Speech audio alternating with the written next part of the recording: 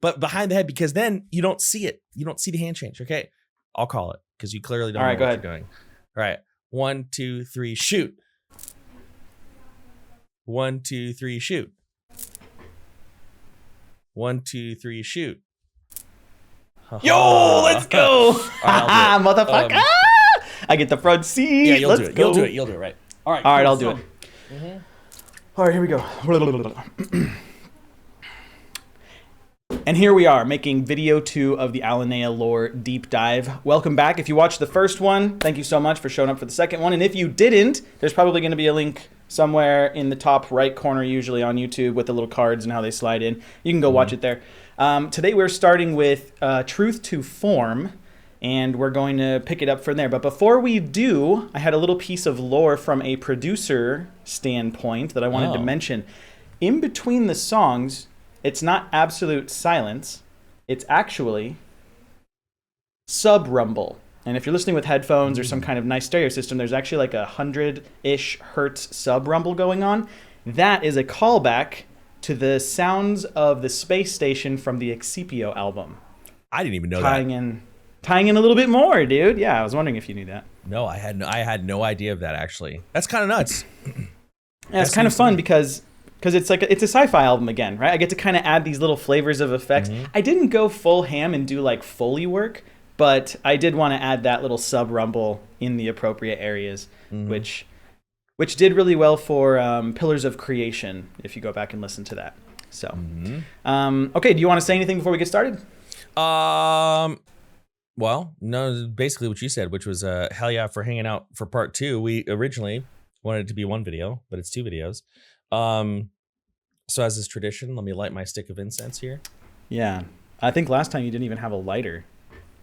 Now I've got both on my desk because I just imagine if your desk is like just full of like little things that you desperately just need to keep within a certain proximity. I mean, that's what really a desk is for, in my opinion, is all the things you want are close by. It's kind of like the equivalent of cargo shorts when you're a dad. You want to make sure that you have like, wet naps over here and whatever other that's camping. That's what the diaper bag's for. Camping paraphernalia. Although it is good to have a couple like little pocket cars. Pocket cars are pretty. That's a clutch move. You got to have the pocket car. Wow. Hey, whoa, oh, you're mad? Pocket car, and they're like, oh, it's just like me with Taschenwurst. It's the same thing. Someone's hungry and they're getting a little grumpy. I'm like, you want a Taschenwurst, dude? And I just right out of the pocket.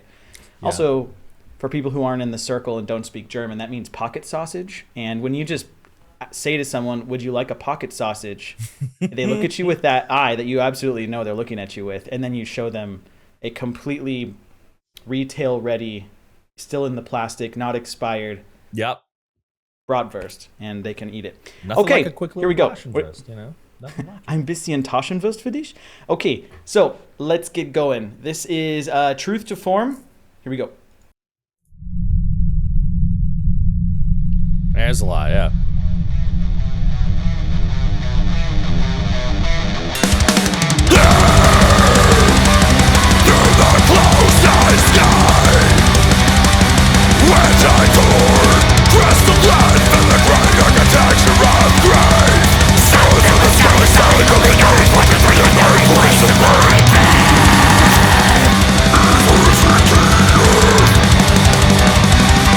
Knowledge was my pain, I pulled the cord.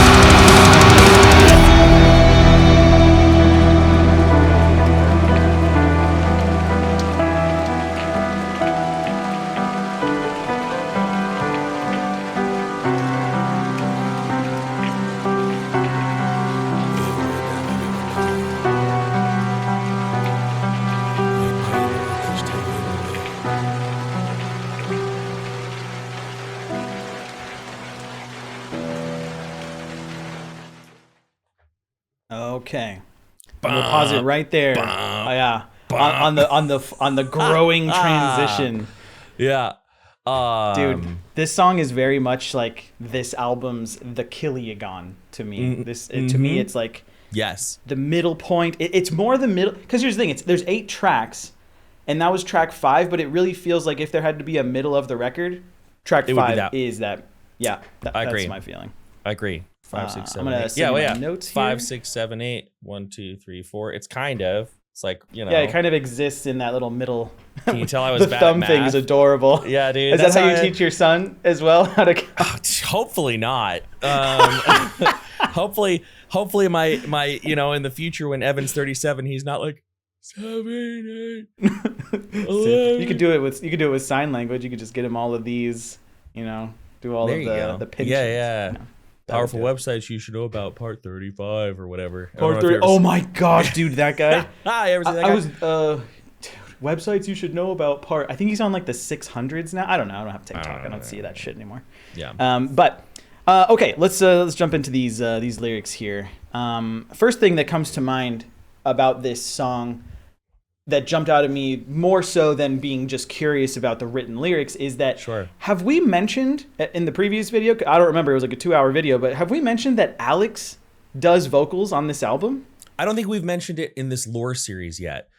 We've mentioned it publicly and, in other spaces, but the first like third of this song is full of Alex. It's full, like he's in there too much for me to point at the lyrics and say here, and here. Cause really the first third of the song is 50-50 he and I, just about. And so, if anybody's, for those who are very familiar with Kardashev, the voices that if you're like that one, those screams don't sound like Mark, it's because they're not me.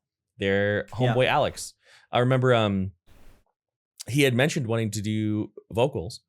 And it was always like, yeah, we'll try to work it out. And like, I wanted to be like strategic and write like parts specifically for him. And then on the day we were going to track this song, he showed up like last minute, like he had the day off or something, or I don't know what it was. He texted you. Yeah. And he's like, hey, can I come over while you guys record? And we was like, sure, of course, it's a party.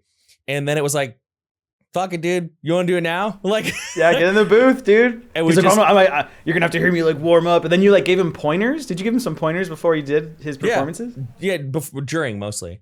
Okay. But and we just kind of picked the parts in the moment. It was just like, hey, you do that part. I'll do this part. It was a lot of fun. Yeah. It was cool that way, I think. I do remember being enjoyable. I think it was hot though. I think that was like almost at the very end of the recording process. And I remember it being really hot in my house just because it was summer.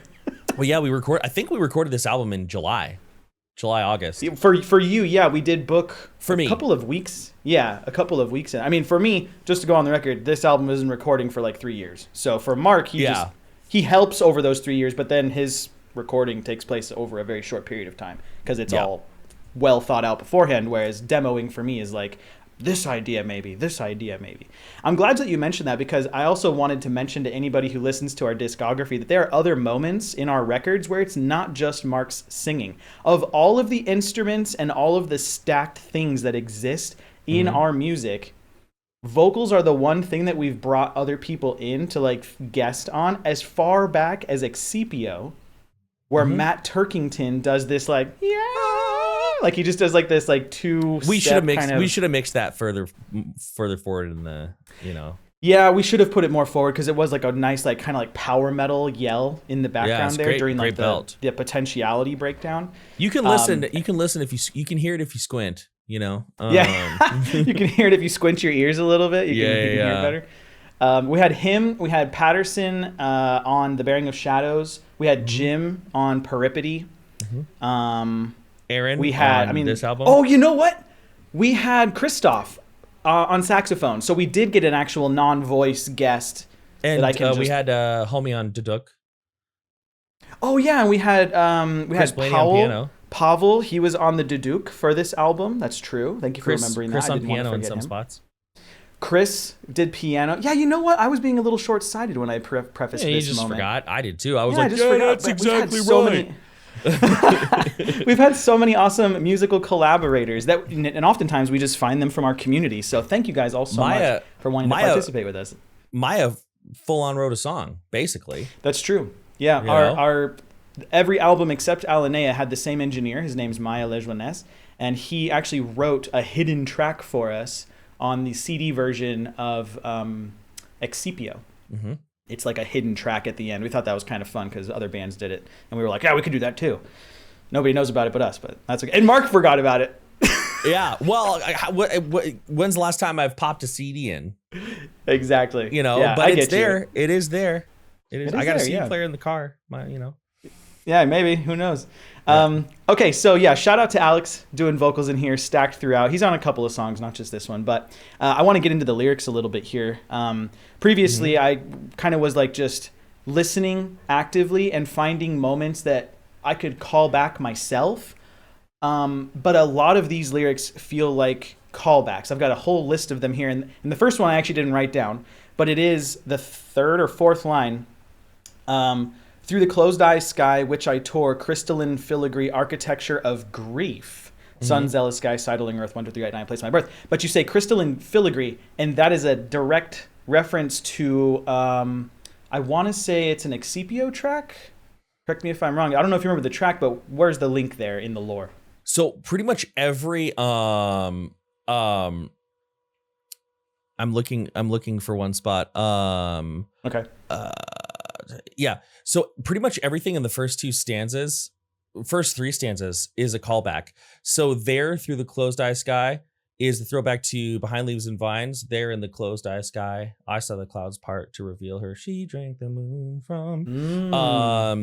And which I tore. The sky parted. Then you've got crystalline filigree architecture of grief. That's the spot before the breakdown in what's the actual name? I still think of it as introductions. Oh my God, potentiality. Potentiality. Introductions. That was the demo name for it. A crystalline filigree. That's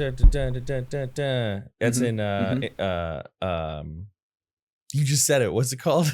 Potentiality. It'll always be and then in that song I go architecture of energy.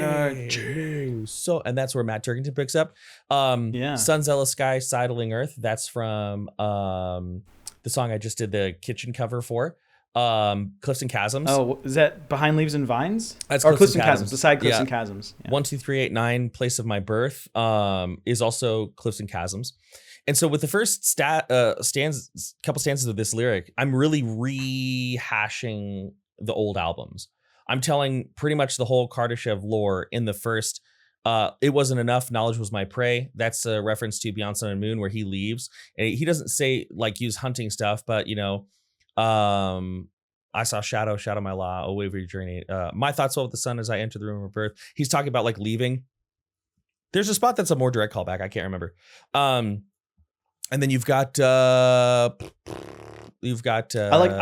like the part about turn north to south, and also the reference to cardinals, because I remember a long time ago having a conversation with you about a compass and cardinal being like a reference to north somehow. Yeah, so on maps, the little north, south, east, west symbol for a time was called a cardinal rose.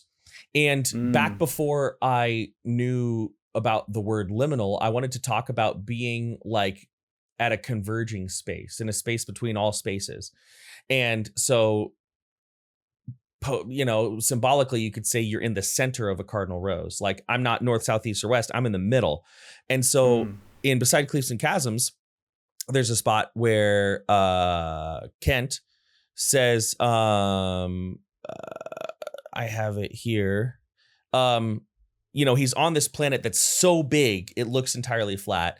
And he says, there is no curve of Earth, just the unending axis that crosses the cradle where cardinals are born, and the last frost of winter makes way for the first rose to grow. So that's just me using cardinal rose as a symbol to say he's in the middle of everything. And then over here, he says that again. Where was it? My hands of dirt cupped by the stone, my voice lost to the wind. In Cliffs and Chasms, he talks about the texture of stone on his hands. And he talks about saying his name into the wind and his breath being renewed. And there in the center of everything where cardinals are born. And then my footsteps rippling out, blending the light of stars. that is a reference to him traveling through space and time, because when you go at light speed, like we talked about in the last video, all the light like bending, from what I understand. I did my best with how somebody online described it. And then the depths of seas. always a good source. Depths of seas Thanks, peering out Reddit. for the leaves. Those are the first 2 songs of the almanac, because I couldn't talk about every song. So what I did is I bookended. So the depths of seas between sea and sky, peering out from the leaves. Oh no, that's behind leaves and vines. So it's not bookended, but you can see everything in the first 3 stanzas is literally me just retelling mostly the almanac. Yeah. It's kind of like it's not a little bit, but it's direct fan service in a way for our fans who are familiar with the almanac, knowing that this was a direct sequel. Yeah. So they can kind of like, if you listen to them back to back, I don't know how it fits sonically. I haven't done this yet, but the way that Beyond Sun and Moon blends into the beginning of A Precipice, a Door. I wonder if I could do like my own mix of that, like listen to this song and then it flows right in. I wonder if I could try that, but the references are really immediate. Yeah, you can play around with it. Just put it on Spotify and set like make a Spotify playlist, put the 2 songs back to back, and then set like the overlap and do the setting crossfade. Yeah. I have mine set to like 6 seconds because crossfades almost always sound good. I think so too. Yeah, but that's essentially what's going on there. Yeah. Okay. Yeah, I like that. Was there anything that you wanted to mention in here that I didn't ask already for the first like 3 or 4 stanzas? No. I mean, gosh, I like literally went line by line on those, so I think that's enough. Yeah, that's a good point. Okay. The next one that kind of stood out to me was you have the lyric here about Atlas bearing a gift, and I'm curious, does it have anything to do with the bearing of shadows? No. Come on, man, just give me one. You get never. I know, you're such a naysayer. Title of this video: Naysayer Returns. Mark's a horse because all he says is nay. Wow, dude. Big but joke. no, it's just talking about like the responsibility, like all the stuff we talked about in the last one, like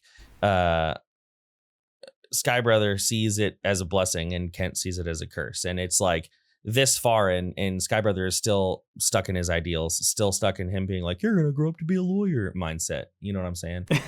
Right. We talked about how it's kind of like with the preconceived notions you have in your mind as a parent about a child and how they actually want to be what they want to be, not what you want them to be.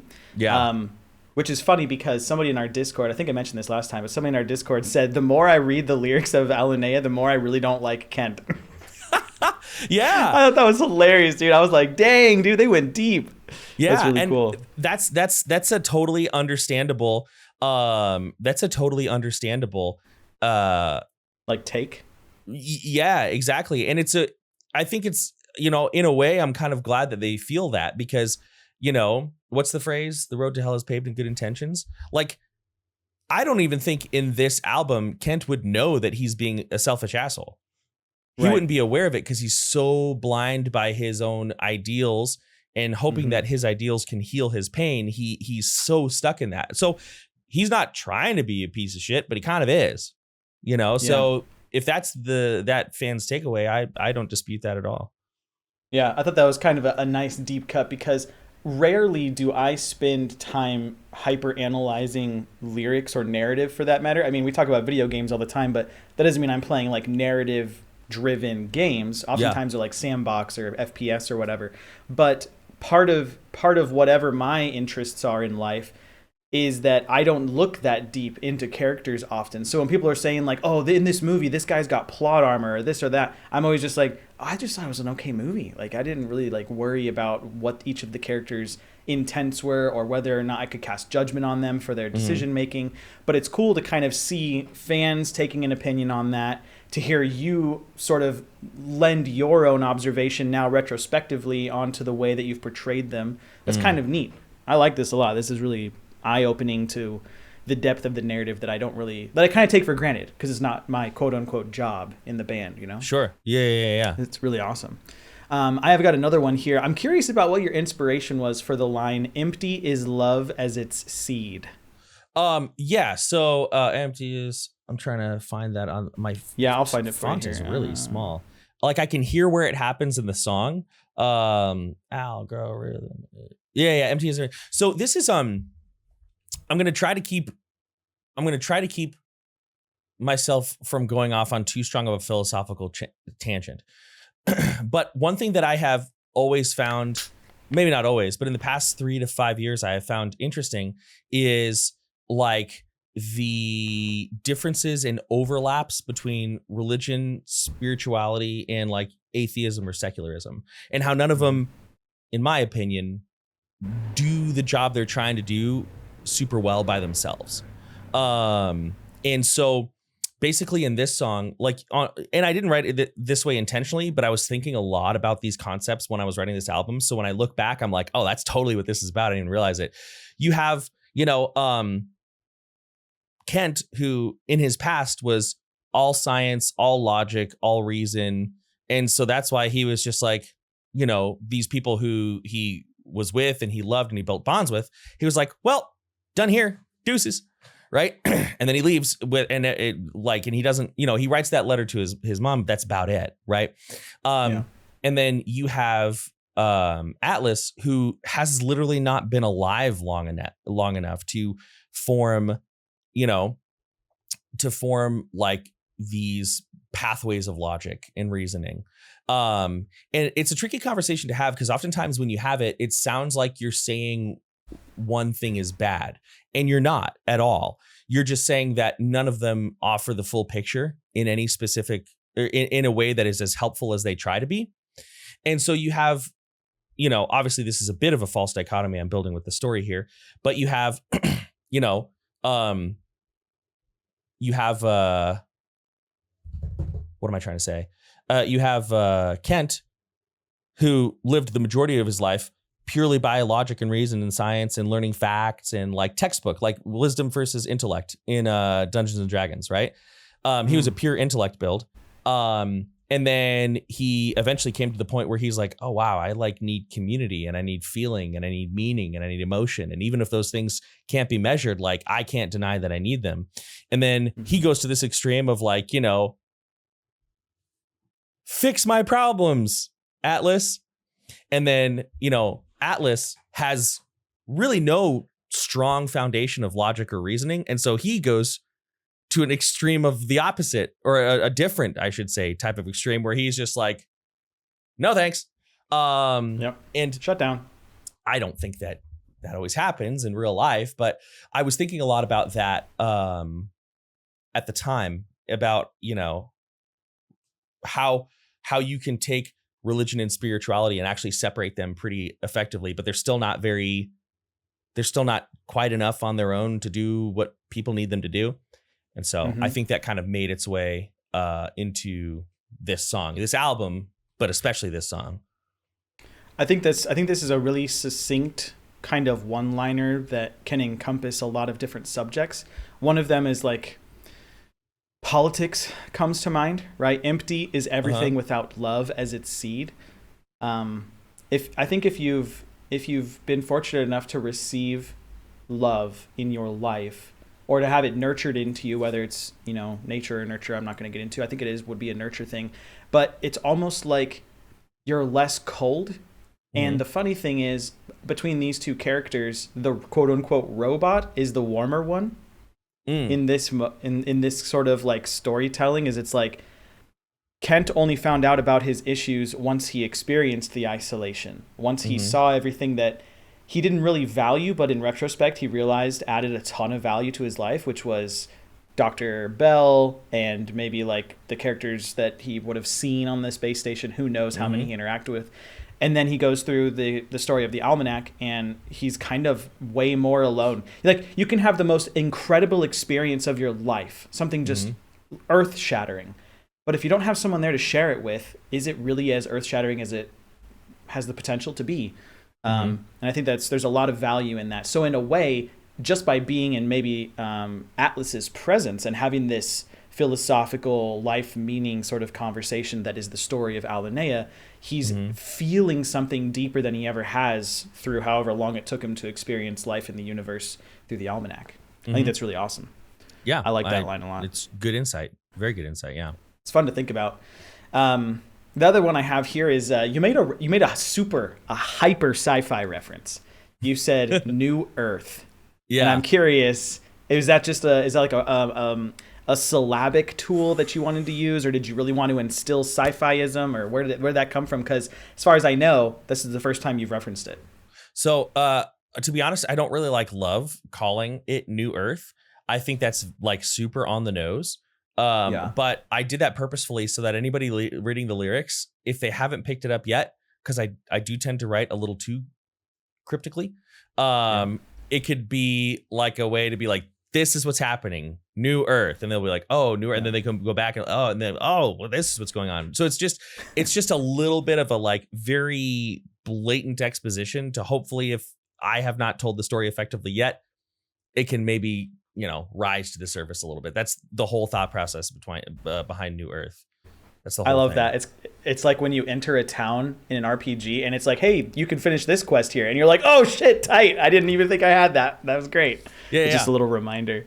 And that section is there's a loose allusion to just I think it'd be continuum.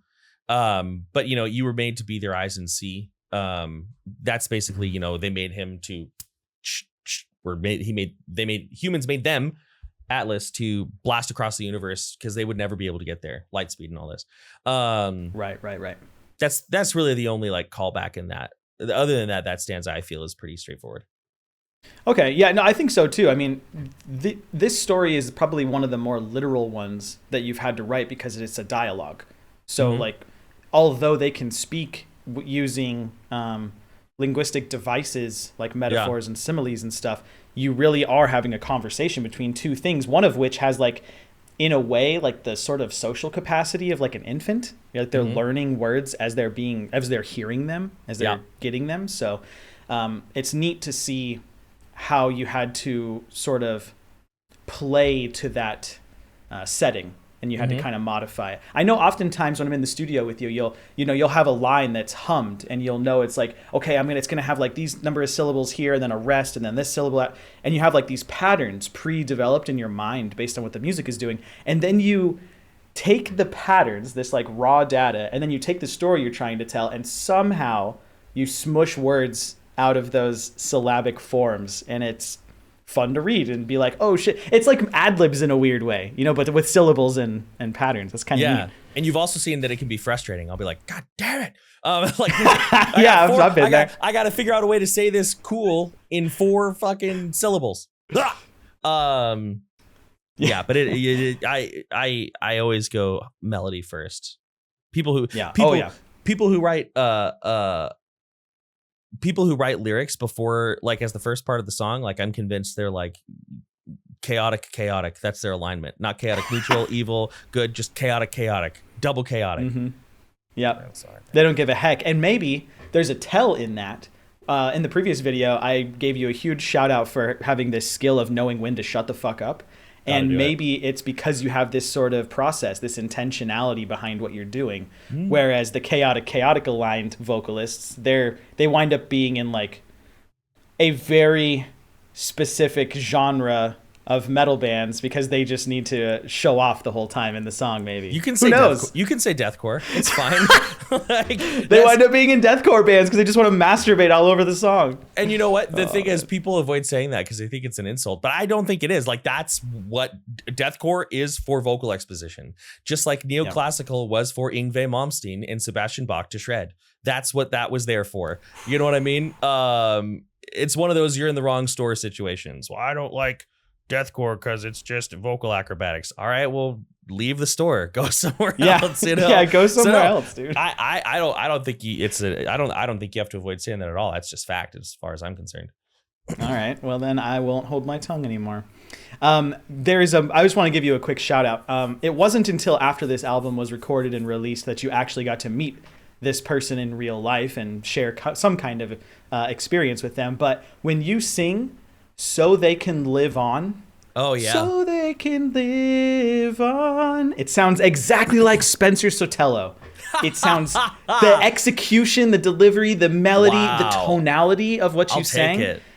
I'll take it. That Yeah, and was that's the only time I've ever heard you sound not like yourself. I mean, you sound like Johnny Davies sometimes when you chew on your highs, but yeah. from a singing standpoint, very much so. Well, I'll take that compliment. Because he's a great singer, great screamer, and great dude. But I'll tell you, that was incredibly hard. We had to comp that part, if you remember. Mm-hmm. I had to go, like, I think we had Carter Vox Academy. I think we had Verona at the time, and I was asking her for some help. And I watched a bunch of pop style singing to get my voice there, but vocal cords connected. Mm-hmm. I watched a ton of like pop tutorials, and I talked, for anybody that doesn't know who Verona is, my main job is teaching extreme metal vocals, like screaming and stuff. And Verona works for me, and she teaches all the clean singing. So I was like, Verona, I gotta hit this note. You know what I mean? But yeah. Anyways, continue. Yeah. So yeah, Spencer Sotelo, awesome. So I got a couple more here, and then we can move on to the next song. Sure. I am only one voice, one truth. Is this another religious illusion? Because it sounds like something that you would hear from like an evangelical. It does, but surprisingly in this case, not super. What Atlas is saying is like, I have like, it's just me. Like, you had all these people, you have all this history, you have all these stories, and like the history of like millions and billions of people and millions and billions of stories are all funneling to a single point, and all that, like, you think like physics, Mm-hmm. you want to break a window, you need a bunch of weight that comes to a point. You know what I'm saying? Yeah, and so, yeah, totally. It's kind of representative of, so it's not but you certainly could take it that way. You certainly could take it that way. Yeah, I think one of the other ones that stands out that I was always a little curious about was the line from, I'm pretty sure it was Liminal Right, love is a candle in the dark. Love is a candle. So it's somewhere in Liminal Right, I'm pretty sure, but no, I always thought that was that's coming up. That's coming up in this album. Oh, never mind. Well, we'll get to that when we get to that. One last question. At the end here, you have written that it looks like Atlas says you were a pilgrim, and then why does he make reference that you were a pilgrim? Like, why does Kent being a pilgrim have to play into what Atlas perceives him as? So in the in the last half-ish of this song, I insinuate that it's been a conversation where there are parts of this conversation that are not recorded in lyrics. And the first part of that is when Atlas says, you say wisdom was born into your mind, and yet for all you learned, knowledge couldn't keep your heart warm. That's the first in Multitudes of Life. Kent's first words are, I was not born into wisdom. Wisdom was born into me. And so it's insinuated, pretty much stated, that Kent has made Atlas aware of that story. And so Atlas is saying, like, hey, I'm thinking about your story, and like, if you're so smart and you know all these things, why is it that you had to go on this huge journey, because all the stuff you learned didn't satiate you, and now you're here still wandering? So like, where's the wisdom? Where's the intellect? Because all I see is someone who's still lost.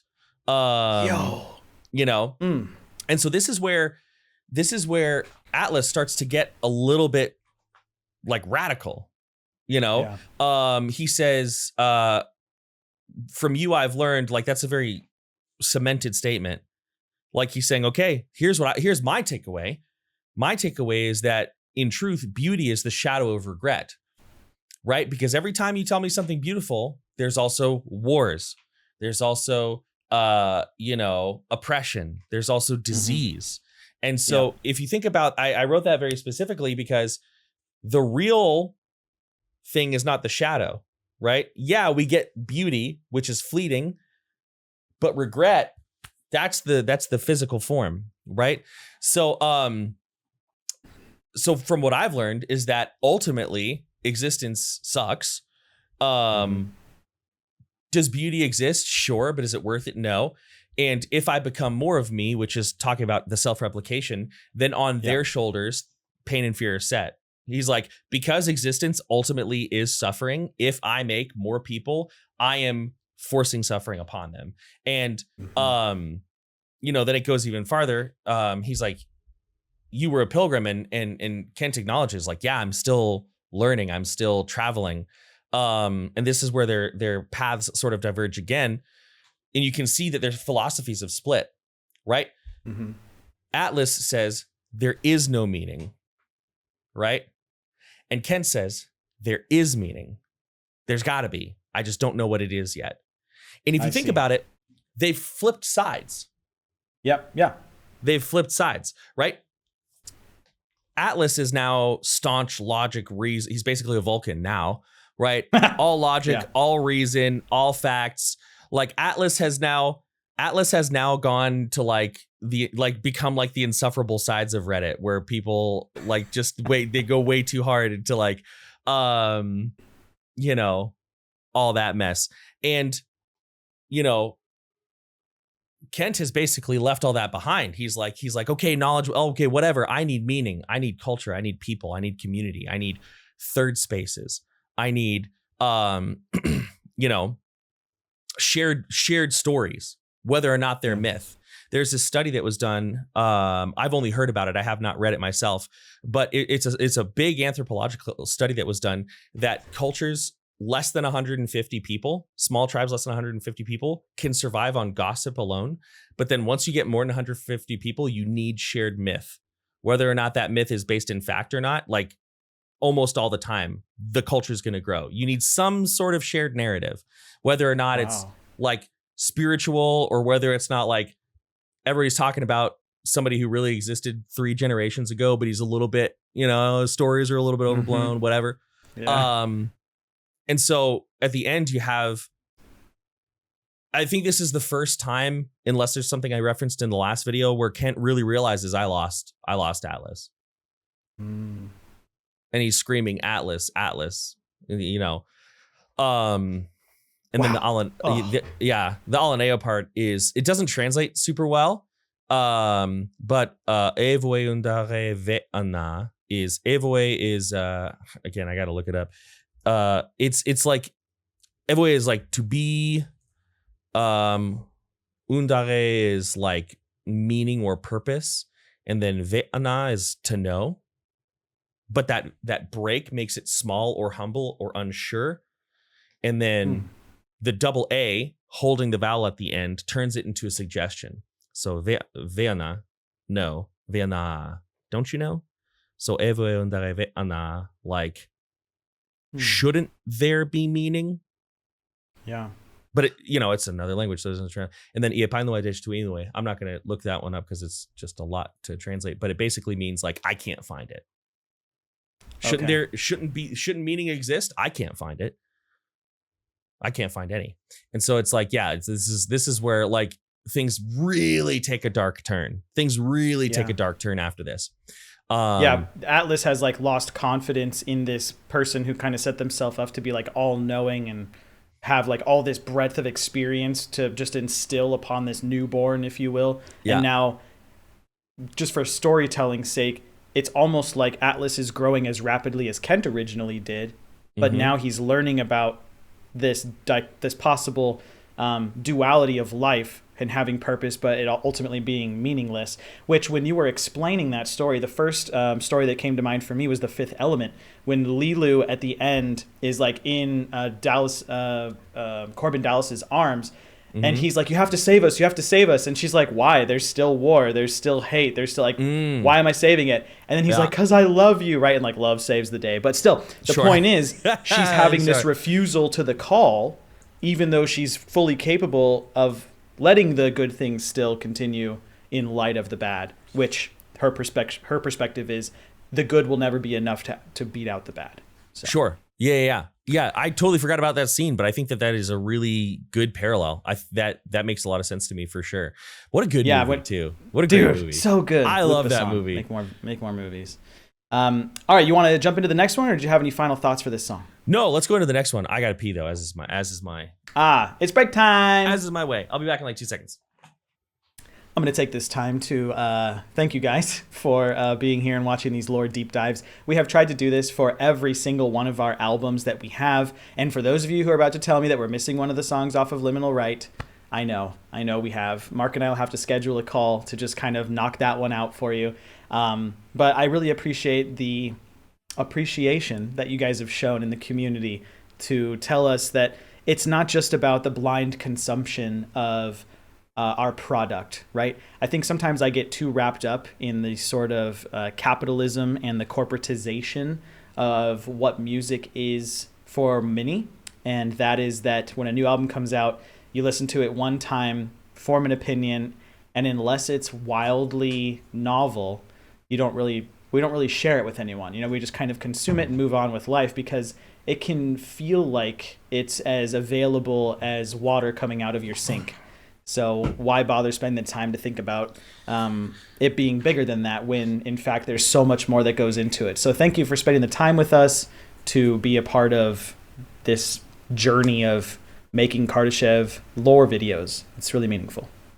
Yeah, I don't know what you said, but I get the gist of it. And I also appreciate everybody being here. I know they're long, but for those who really, really love the music, I'm sure that they will get a lot out of it, Yeah, it's fun because to me, it's like the bonus features of a DVD, right? Like you watch the movie how many times, but you're curious to have more later on. And then they come out with the editors or the director's extended edition of all 3 movies, and it's going to take 12 hours, but it's important that they have the mouth of Sauron and they cut him out, even though they did a lot of VFX on him to make him look awesome and sound awesome, only to get his head chopped off. Like, come on, dude. Why would you take that out of the theatrical release? Anyways. Yeah. All right. Are you ready for Edge of Forever? Yes, I am. Okay. I'm going to back it up a little bit so we can hear the space ambience, right? The Dyson station. And in my mind, for what it's worth, because they're on a new barren planet, I feel like this is maybe what they would hear. It's like just kind of the empty, maybe the blowing of the wind, but it's just like this void of sound that might feel rumbly to a certain degree. So we're going to hear that, and then we're going to hear the pulsing into Edge of Forever. Here we go. Maybe the way that like volcanic stuff works on that planet is there's pressure builds up, but instead of like bursting through the air, it like pushes through like these tubes, like little like planetary farts. Planetary farts? There we go, dude. That's going to be the title of the video. Planetary farts and naysayers combined. Yeah, dude. There we go.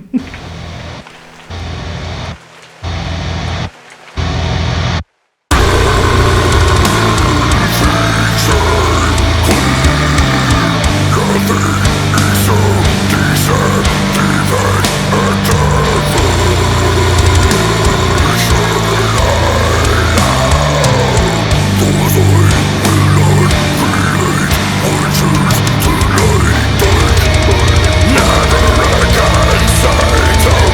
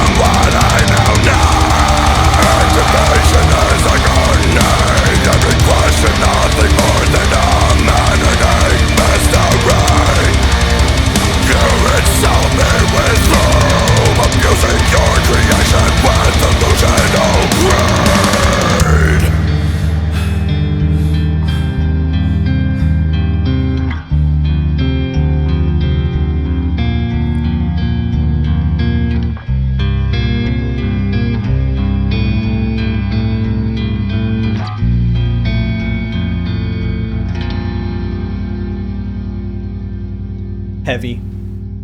Heaviest song on the album. Heavy. I think so too. All right. Oh, the little preview there. We're gonna little back pop. that up Yeah. We're gonna back that up a few frames.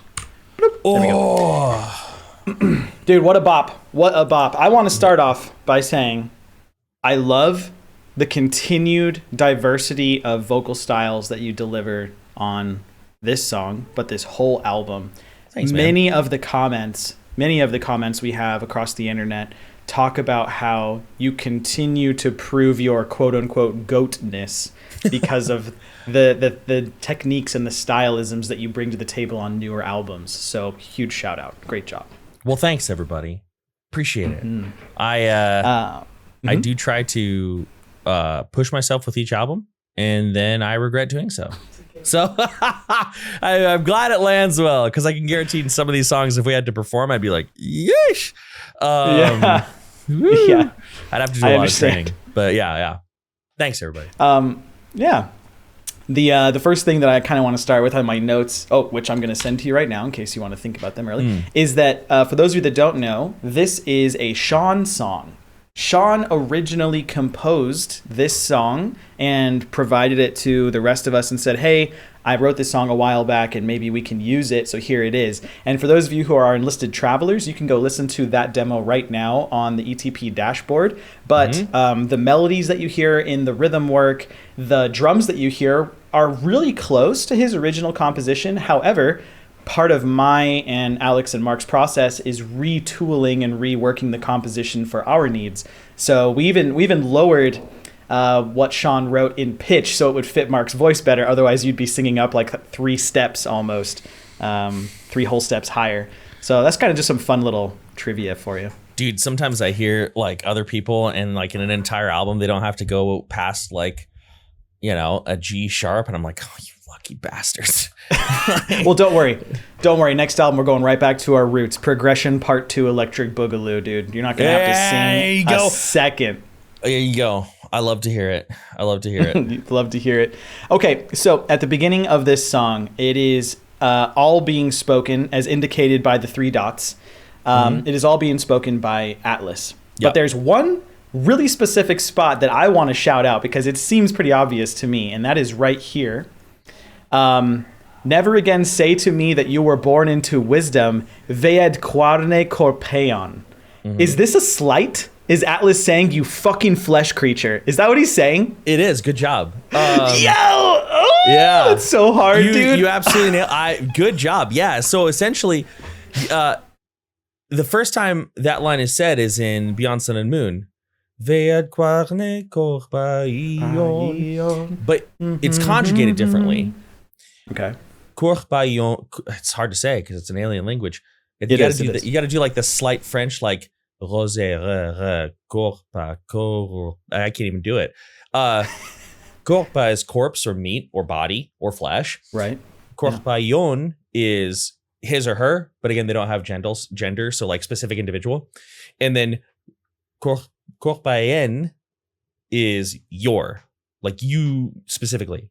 So this in Beyond Sun and Moon, it translates to only flesh is his body. So, no mechanical parts. That's weird. Right. And in this person, he's doing exactly that. Like, you're only flesh. Like, look at me. I'm advanced. You're horseshit. You're made of meat. You're made of meat, dude. You're made of meat. What do you know? Yeah. Reminds me of this short sci-fi story. It's 1 page long. It's called They're Made of Meat, and that's it. Google it if when you have some time. Check it out. It's hilarious. Sure. They're made of meat. They're made of meat. Yeah, they're okay. Yeah, it's short. It's fun. Yeah, you'll love it. Katie might enjoy it too. Maybe show her. But yeah, I love that because he's so pissed. Atlas is so pissed at the beginning of this song with all of what seems like his interpretation feels like he thinks that Kent is lying to him, basically just like misleading him intentionally for some greater purpose that he doesn't fully understand. But he says like, I know that those I will not create. Now he's like telling him, he's like, I'm not going to make them, by the way. I am not self-replicating. I know that those I will not create would choose to lie dark. They wouldn't even turn on if they knew what I knew. Never again say to me that you were born into wisdom, you fucking piece of flesh. Oh, that's so sick in my head. And your delivery, the vocal style, is now it makes way more sense why this is how it opens. I see the morning that is my mind. Logic is the beginning of wisdom, Sky Brother.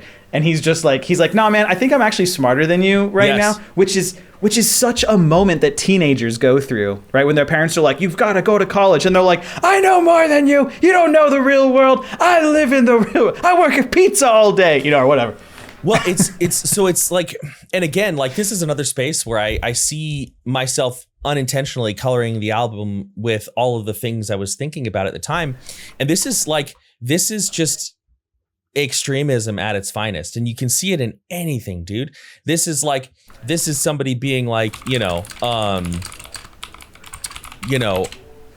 I know so much about health. I do daily cleanses. And it's like, you look like a skeleton and your eyes are sallow. And they're like, yeah, but this turmeric and beetroot is all the new, or politics, religion. You see people get like this in fandoms, dude. Like people literally at each other's throats because, you know what I'm saying? And like, and this is a really good example of where like the human need for like meaning, but also for knowledge, for shared experiences, but also like classification and separation, maybe the not need on separation, but the tendency, it really is, there's a huge lack of synergy there. And you can see like basically, I don't want to call it the dark side because logic and reason are awesome, but so are emotion and expression, right? That's also awesome. And skepticism is important, but it's also important to just kind of let your brain go for a little while and not worry about everything. So I don't want to say like Atlas turns to the dark side, but you can see him flip. He says logic is the beginning of wisdom. He has like his care for what's right has turned into quite a cold, hard-edged logic that, while on paper, written out, makes sense, and yet is so incredibly destructive. Now, is that me saying that he's right or wrong? No, because I have no idea. But and then you see Kent, he wants to go back to a time where he was pure logic, so he couldn't feel this pain and sadness, which is what I think that this is my theory, right? I think that that's a lot of like the reason why people go to these extremes, right? Like you have, and I've done this before, like I'm speaking kind of from experience. Like I remember again, near the end of like my interest in minimalism, one of the last things I ever interacted with was it was Reddit, but it was a Reddit post where this person was like, hey guys, I'm really struggling. I accidentally threw out all my family photos and I'm devastated. How can I get past this? And then everybody in the comments was like, what would you need the pictures for if you can remember it? And I was like, y'all are fucking nuts. It's like the problem was the natural human emotion of regret. And this idea of minimalism had mutated to the degree where it was no longer simplification of life. It was villainization of human emotion. Yes, well said. And I remember being like, this is nuts. Like, let the guy be sad about the pictures. Like nobody, there was no acknowledgement. Hey man, that would be really hard. Or you know what? Or like a healthy, like that really sucks. And it's important to remember this moment so you don't make those mistakes again, but at least you can remember it. Maybe you can describe, you know what I'm saying? It was so unbalanced, but you also see that. So like cold, hard reason to protect yourself from emotion. But that happens on the other side too. Back when I was like running around, jumping over bonfires and stuff in Flagstaff, do you know how many people were not irresponsible? Mercury was just in retrograde. I don't want to say it's the same thing, but it's different tools used for the same goal of I'm going to hide behind the thing that I'm going to hide from the thing that I'm scared of behind this ideology. And it's messing them both up. It's almost like rounding the edge that is part of the tools that we have evolved as humans to have this like greater like mental acuity to how life works and how it exists and how we interpret it through all of the sensory devices that we have evolved, right? Because as you said, they went so far as to being like, it's not my fault, Mercury's in retrograde. But on the other side, it's like, why do you need pictures? Emotions aren't real. Yeah. Neither of them are solving the question at hand. They've just found ways to round those edges and take the sting away from moments in life that they haven't fully understood how to interpret yet. That's a really good way to put it. I like that rounded edges analogy. You know, I'm currently reading, audiobook listening. I'm listening to a book called No Nonsense Spirituality by this author named Brittany Hartley. And the book so far is basically just about this. And what she was somebody who grew up super conservative Mormon and then left the church and went to seminary and then became her story is very similar to mine. Did like the hardcore atheist thing and was like a depressed nihilist during that phase, and then came out on the other end of it, which is like, screw everybody and their rules. I need something. Right. But I also like, I want the health benefits of like the spirituality and religion, but I don't want to fall victim to the Mercury is in retrograde mentality. I don't want to fall victim to like, well, I'm not going to put my kid on dialysis. We're just going to pray. Like, you know, how do we get, and I'm not very far through the book. I'm only 2 chapters in, but she puts it best. She says, as humans, we've been given, this isn't a direct quote, but she says, as humans, we've been given the pieces to play a game that is a necessity, but we are very bad at playing that game. You know, we have logic and reason. We have religion. We have spirituality not being the same as theism, right? That's an important distinction. Spirituality not necessarily meaning belief in supernatural, and we're not good at any of them really. And that's because we're too worried about reading the rules than just playing the game and seeing how fun it is. We're always like, well, should I be doing this? But is this how it's done? But has anybody else done it this way? And it's like, dude, it's Monopoly. Roll the dice, move your piece. When you get there, make a decision. And it's like, well, can we just check the Portuguese rules and have them interpreted by Google Lens? Because maybe they have a culture. It's like, dude, calm down. It's just a game. I see a lot of what you're saying. It's like almost like people take it too seriously. You talked about a book that you've read and how it's kind of like given you a perception that you're kind of interested in exploring more. One that I did specifically was for music, and I'll just share it with you. It was also an audiobook. It's called The Creative Act by Rick Rubin. Oh, I remember you telling me about this, yeah. Yeah, he has a very metaphysical approach to artistry, specifically music, because that's his industry, but he talks about it in a greater breadth. But he says this in a way that I think is really awesome. And he says, like, the sort of metaphysicalness of music and creativity in general is like, you are a conduit, and when the clouds are out, let your conduit be struck.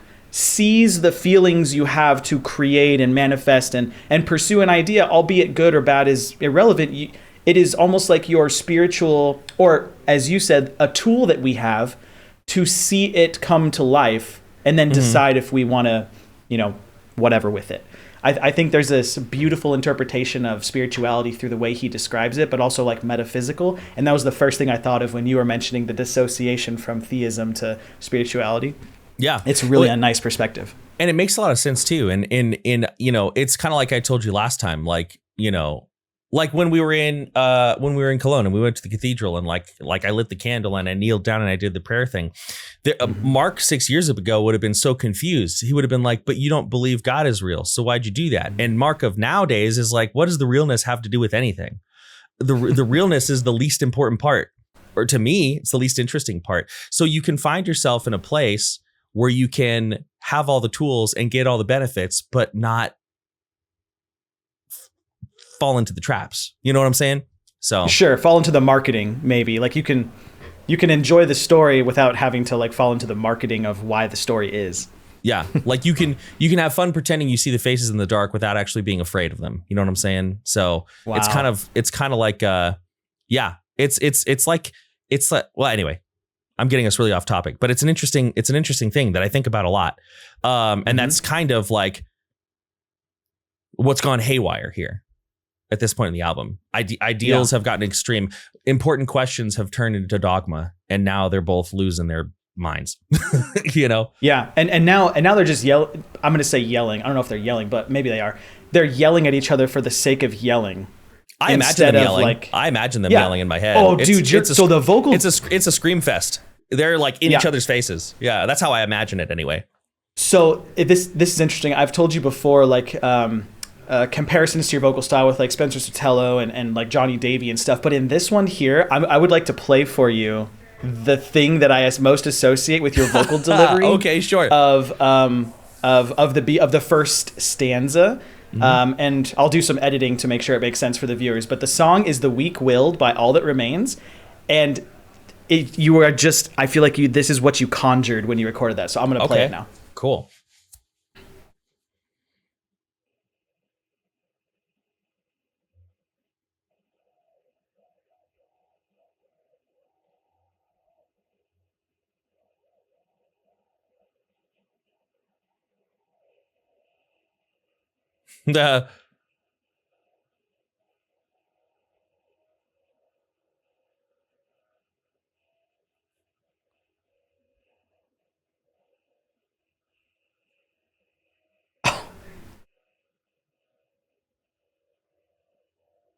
So just that moment where he's like so pissed, he's like, I don't know what the lyrics are, but he says something along the lines of like, there's no wisdom in laying down one's beliefs. There's no value in that. Something to that effect. And every time I hear the beginning of this song, I'm always like, oh, it's this moment from this album.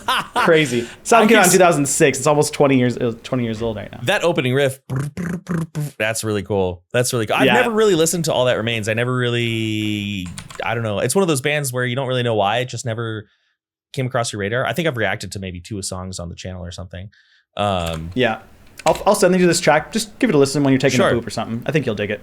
Sure. Okay, so I want to do that call out and that comparison because I think it's fun for me to share my little interpretation there. Sure. Continuing with the terraforming thing of the whole sci-fi thing.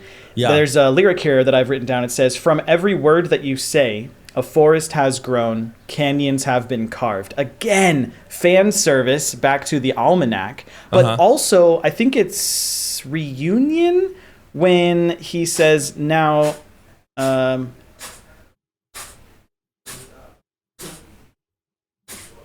knowing look. We got Pudge sneezes. Pudge is just unloading now. For anybody who doesn't know, Pudge is one of Nico and Jenny's cats, and Pudge will go on sneeze tangents. Just you okay? Big boogery sneeze tangents, and it's hilarious. Dude, you feel bad, but it's also like kind of silly and cute. He's got to get it. He's still doing it. Pudge is full Pudge mode right now. Dude, he's pudging. He's pudging. You all done? Pudge is pudging, dude. I love it. We're just going to pause for a second, let this happen. Dude, he will launch dry, human adult-sized boogers and just, like a piece of shit, he just leaves them wherever he launches them, dude. Dude, what a dick. When we were there last year, I saw him literally like shoot ropes from his nose, dude. Like he was fucking, shooting ropes, and people are gonna be like, "Why'd you have to say it that way?" And I'm telling you, I'm saying it that way because if you saw it, you know why I'm saying it that way. It's so bad. All right, hopefully he's done. All right, gonna bring it back. Okay, fan service. All right, here we go. So, from every word that you say, a forest has grown, canyons have been carved. Direct reference to the almanac, but also there's a song, I think it's Seed of the Night, where you say, now make the grass with the words you've spoken, words to that effect. Is this another callback saying like, hey man, if you're capable of doing this, is it like a capability question? I mean, I'm not really, I don't know. I'm not sure what I'm trying to ask. I just think it's cool. Like, what's the purpose of him bringing it up? Yeah, I guess so. Yeah. So at this point, it is very well understood by both parties that this thing is not going to happen. Atlas is not going to self-replicate. Kent is not going to get the, Kent is not going to be able to outsource the burden of internal healing onto somebody else. He's not going to be able to do that because that's essentially what he's doing, right? He's making it his responsibility to heal his own inner pain. And so basically Atlas has been like, I'm done. And Kent is like, dude, this is half finished. Like literally, like we've got some plants, we've got some trees, we've got some canyons, but you haven't created anything sentient. Nothing can see the beauty of what you've created. Like, what a waste. What a waste. Kent is standing there. And, you know, this is yet another example of how Kent has gone too far for self-reflection. Because a normal, what is normal? Sometimes it's actually quite normal to be a piece of shit. But like someone who is of healthy and balanced mind at this point surely would be able to see that maybe they're putting too much on this person. And even from a selfish perspective, right? If Kent, because, you know, Kent is not at his heart a manipulator. He's not trying to be. He's just someone in extreme amounts of pain. And so even if he didn't care about Atlas, he would ease off the gas so that he could press again later. But instead, he's just like, what a waste. What a waste. Look at all this potential. You have all these amazing things you can do, and you're just going to let this place continue to be a half made rock. What a waste. It reminds me a lot of like the movie and TV show narrative of like the boss just saying like, just do your fucking job so we can go home, not empathizing and like trying to help somebody who's going through a really hard time. It's like it's like Kent is just there being like, hey, can you just do your job so I can be healed, so I can move on with what I need. I don't care what you like. Who cares? You're a robot, but I'm a person with feelings, and I need this from you. It feels like pain is speaking instead of, like you said, like love and sound mind. Saying like, all right, there's something deeper going on here that maybe I should address as like the only other living thing within a quadrillion miles to make sure that this person feels okay and like so he's not treating him very well at all. No, and you know, this is very binary, and I'm sure it's not always true. But one thing that I find to be often true is that when we are hurting each other in life, you know, unless you're like at your core like not a good person, what's happening is you're using words to harm somebody, or you know, you're giving somebody the cold. I'm not talking like abuse, I'm talking like mistreatment, when we're mistreating those around us, sometimes, you know, to strong degrees. You know, usually what's actually going on is we are in a lot of pain, or we're scared of something, or both. And then because we don't take time to introspect and take responsibility, that turns into harming, you know, to pointing all of that emotional energy into someone else. Exactly. And we all know people who have done that, will do that. And we've all done it. I have absolutely done that before, you know. You get older and you learn, but you look back and you're like, dang, I was kind of a asshole. My bad. I remember, again, I don't know why you and I are just Redditors, by the way, in case you didn't know that, but I remember reading one time somebody said, if you don't look back and cringe at something, maybe you're not growing. And I just remember thinking like, that's a it's a little bit too reductive, but it's a fun concept to explore, because I can pinpoint very easily moments in my life where I'm like, ugh, and like I want to dive my face into a pillow just thinking about it right now. So I think that's a really good, like, it certainly, you know, spurs the mind. And you know, I'll tell you why we're such Redditors, and it's because Reddit is black metal, right? Okay, I'm here for it. Let's go. When it's good, it is so good, but when it's bad, it is horrifically awful. It's true. It's hard to find a middle ground, dude. Yeah, I mean, cat videos are pretty middle ground. I'll give it that. Yeah. Eye bleach. That's pretty good. Eye bleach. You go to Reddit and sometimes you have the coolest conversations. And then sometimes it's just days of people like, well, actually, all I know how to do is disagree with people because that's what I've built my identity around. You know? It's just like, woof. I think I'm only on like 4 subreddits now.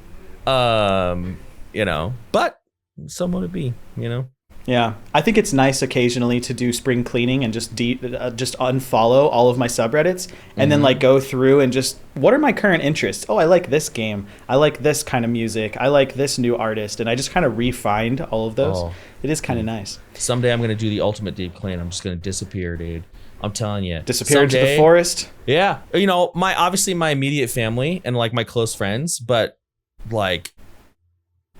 Homer into the bushes. Just gone. Homer into the bushes.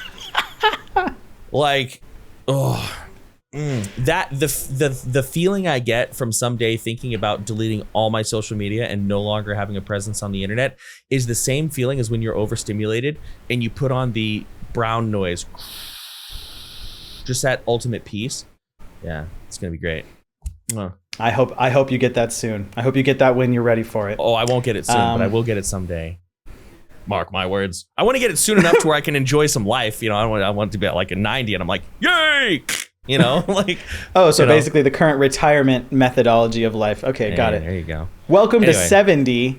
Have fun. Go have fun. Okay. Exactly. So I'm going to move on unless you have something about the song. There are only a couple more spots there aren't like a whole lot of callbacks anymore. Right. There are just a couple places that are kind of interesting. But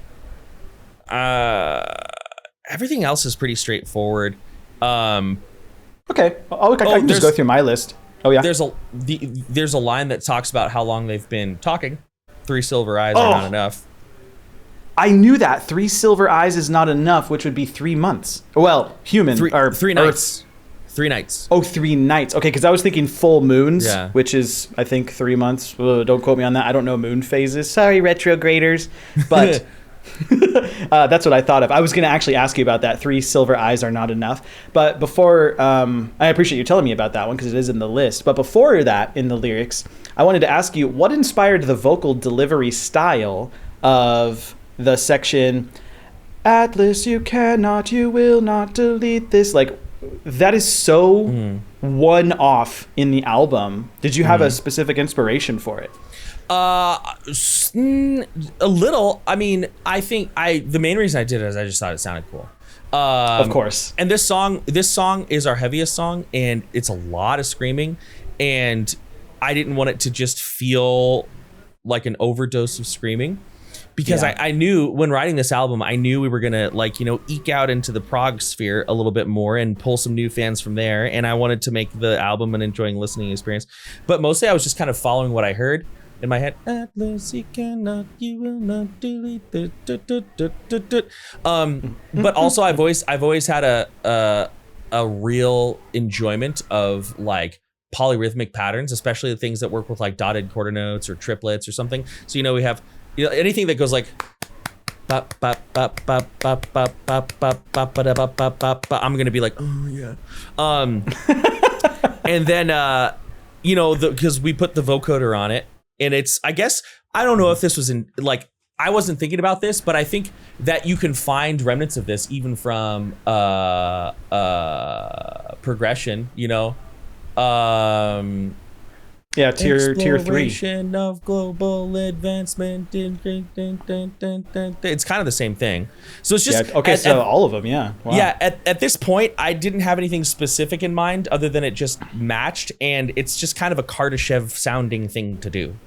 I get you. I mean, when we were producing that with the vocoder, I remember wanting to produce it the way that we did with like progression and other albums because I know it's part of the glue that holds our style and fandom together. So that was really intentional on my part, but the way that you chose the syllabic intention behind that whole section was just so unique to the rest of the album. I really wanted to call it out. Yeah. The next note I have here is that you have this line, and the first thing that came to mind was what's that movie? Devil Wears Prada. You ready? Oh yeah. Beauty is worth the price of every hurt. And the first thing I thought was fashion industry, like high heels, like corsets, like things that are so uncomfortable, but it makes you beautiful. And just how, if you observe that line coming from Kent, it is really him digging his heels down in his position Yeah. opposing Yeah. the Pathfinder. And the Devil Wears Prada has that blue dress speech, which I don't remember, but the blue sweater, I mean, Cerulean blue. Cerulean blue. Yeah. Oh, Yeah. I can't remember it enough to quote it, but I remember when I saw it, I was like, dang. That is a monologue. That is a monologue. I was like, I never even see this movie, but Meryl Streep, I think it was. Yeah, did I say Glenn Close? I think I did, but I'm pretty sure it's Meryl Streep. I didn't hear. Anyway, but yeah, great. Yeah, so I thought of that line, and I was just scene. like, oh man, that does cut with a hard edge because they're not softening themselves to other people. Ooh, Nope. Interesting. Yeah. We talked about 3 Silver Eyes. So so at this point in the story, we're 6 out of 8 songs in. They've been in each other's presence for 3 full days and nights. Mm-hmm. Yeah. So, and I've been using that taunting silver eye dead in the sky. I've been using silver eye to refer to the they did it in mythology for a long, and silver hands for moonlight, you know. So anytime you see me saying like a silver eye, I'm talking about night or nighttime or multiple days being measured by nights, I guess. So that's like, in a way, that's like a literary allusion to mythological texts when they refer to night times or the passing of night. Yeah, I don't know that I did that intentionally, but I feel like I've read a lot of that, you know, the sun and the moon being referred to as eyes. I mean, certainly that's something that I didn't come up with. Right? There's no chance. Yeah. It's one of those things where you're like, I can't remember, but there's no way that it was me. You know what I mean? But yeah. Humility is important to be like, I invented this. Anyway, so guys, we invented death gaze. Don't forget, there's an article that says so. That being said, 2 more notes for you here. 1, when we get to the beauty is worth the price of every hurt Atlas, it sounds like this stanza and then the following one kind of works in a call and response. Now, I know the whole album works as a dialogue, but this one particularly, it feels like Atlas is screaming in anger while Kent is kind of digging into maybe that emotional side. He's trying to sing back in what, again, I will compare to Pocahontas style, truth of their soul. Yeah, dude, it's lovely. But they're saying like, I've seen a dawn of a billion suns. My steps echo a ripple through time. It's like they're saying like, whoa, like just hear me out for a second. But the delivery technique is like to kind of bring Atlas down from his like explosive buildup that he's gotten himself to. Is that kind of the tonality you were going for with the 2 of them speaking at this point? To be honest, this was such a difficult section to write. I was just trying to find a way to make it work, but I think that's a beautiful interpretation. And I think it totally works. Like if you put in the context of the fact that it has been a yelling match and then the song softens up a little bit, I think that makes a lot of sense. But I was really trying to be like, dang, this is a lot of screaming on a Kardashev album. Right. And so I was like, I don't know, some singing back there. And then I was like, you might remember we had the conversation of, you were like, I like the idea of singing, but this doesn't feel like a lead singing section. I was like, yeah, you're kind of right. So for me, mostly I was just like, how do I make this puzzle work? But I think that I like that interpretation. And if anybody wants to take that as canon, I would say that makes a lot of sense to me. Yeah, and especially from a compositional standpoint, because you're right. I do recall when we have those moments of conversation where you're kind of asking me, like, does this seem right? Should I go with this or that? I remember thinking to myself, after you scream, you are a child, 3 silver eyes are not enough. And then we kind of get this like transitional buildup, and then there's a pause. There's like this, I think, an 8th note of rest. And then we come in with blast beats and black metal, and now you're singing over it. And it goes back to like our Lantlos inspiration, the like Ne Oblivis Scarus moment adjacencies that we can find ourselves in. And it's like, I've seen the dawn of a billion. But it's like in the background, and like melody is moving. Oh, god damn. So sick to have the singing in by itself. Also, and then... No, please, you finish your thought, because I'm just going to say something cheeky. Oh, it's something cheeky. Well, and then I was going to say, the last question I was going to have was the breathing at the end of the track, but I want to hear your cheeky thing.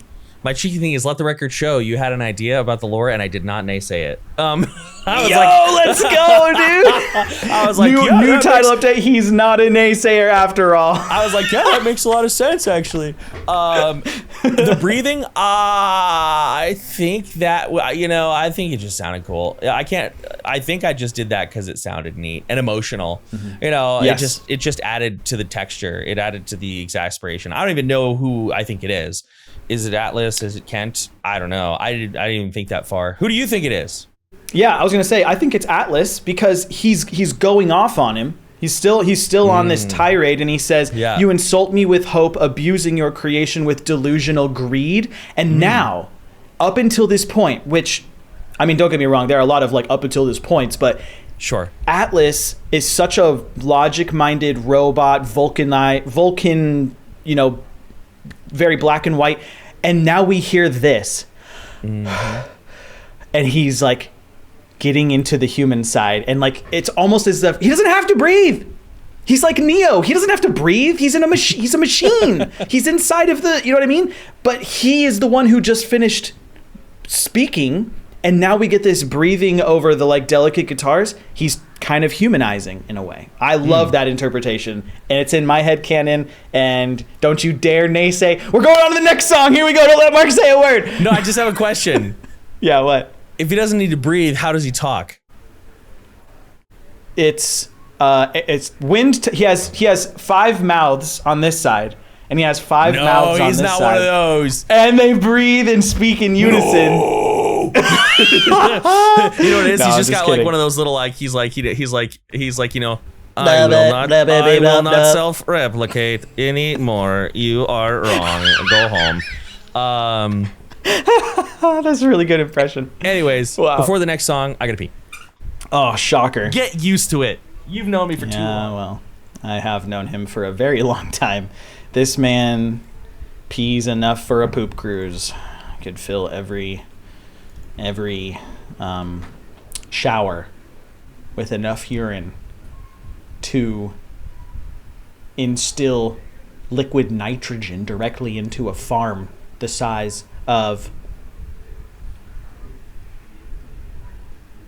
Schrute Farms. Beats, it's what's for dinner. That's going to be the title of the video. Beats, it's what's for dinner. And there's just going to be a hip-hop track JPEG that is the thumbnail. And a lot of people will click on it and then downvote this video. But that's okay because our videos aren't like horrifically popular. So what does it matter to me? Doesn't. Beats, it's what's for dinner. That's going to be my new SoundCloud rapper name. Beats is the number 4. Dinner. But it's spelled diner. And if anybody asks why I didn't put 2 N's, I'll just be like, what do you mean I did? Oh, he's almost back. Black and black. He should change his shirt to a black shirt so we can do the black and black anthem. Probably get a cease and desist out of that, though. There he is. Hi. I definitely wasn't monologuing like I do on my streams all the time while you were gone. Okay, you can. Burning incense again. Need more sensory input. Need more, dude. You got to overwhelm yourself so you can keep the flow. When you were naming the tracks, is there like an overarching theme? Is there like a short story of inspiration that guided you to choosing these names? Not really. That is kind of a thing that we've done previously. But like the song we just listened to, Edge of Forever, it's from one of my favorite Star Trek episodes called City on the Edge of Forever. It's from the original series. We're never going to escape Star Trek. It's a black hole. We're at the event horizon, and it's fine by me. No, as I'm sure you know, since Evan was born, on my own, like, Katie and I will have a show we're watching, but on my own, I have watched exclusively Star Trek since he was born. That's literally all I watch TV wise. I really only watch Star Trek right now. Anyway, I'm sure I'll break free from that, but that's just all I want to see. All I want to see is Star Trek. That's all I care about. That's okay. You're in your nostalgia phase. I get it. But I have a question. Is he potty trained yet? Evan? Yeah. He's getting there. Okay, so now is the right time to say, take a number two. Take a number two. Lately, he's been an ensign, and he's going to be scrubbing plasma injectors if he doesn't, turn around. He doesn't straighten up, dude. He's not welcome back on the deck. I'm about to send that kid to Ruapenthe. You know what I'm saying? Like, no, I don't. But somebody in the comments might. Tell us if you know what the hell Mark just said. Ruapenthe. Okay, we're gonna move on. Here we go. We could fold the stars, or could we? I like this song.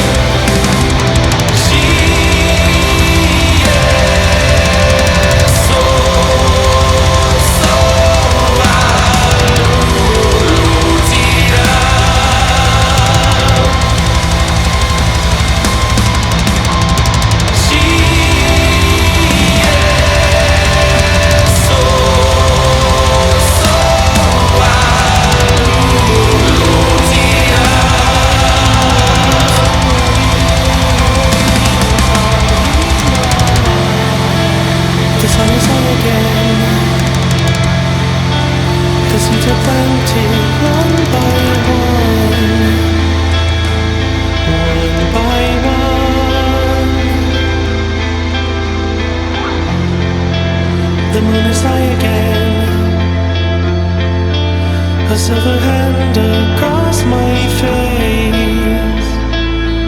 Run away. Holy fun! I remember when you sang that, Alex was like, Mark, did you say holy fawn? And you were like, no, I said, oh, fawn. No, I didn't.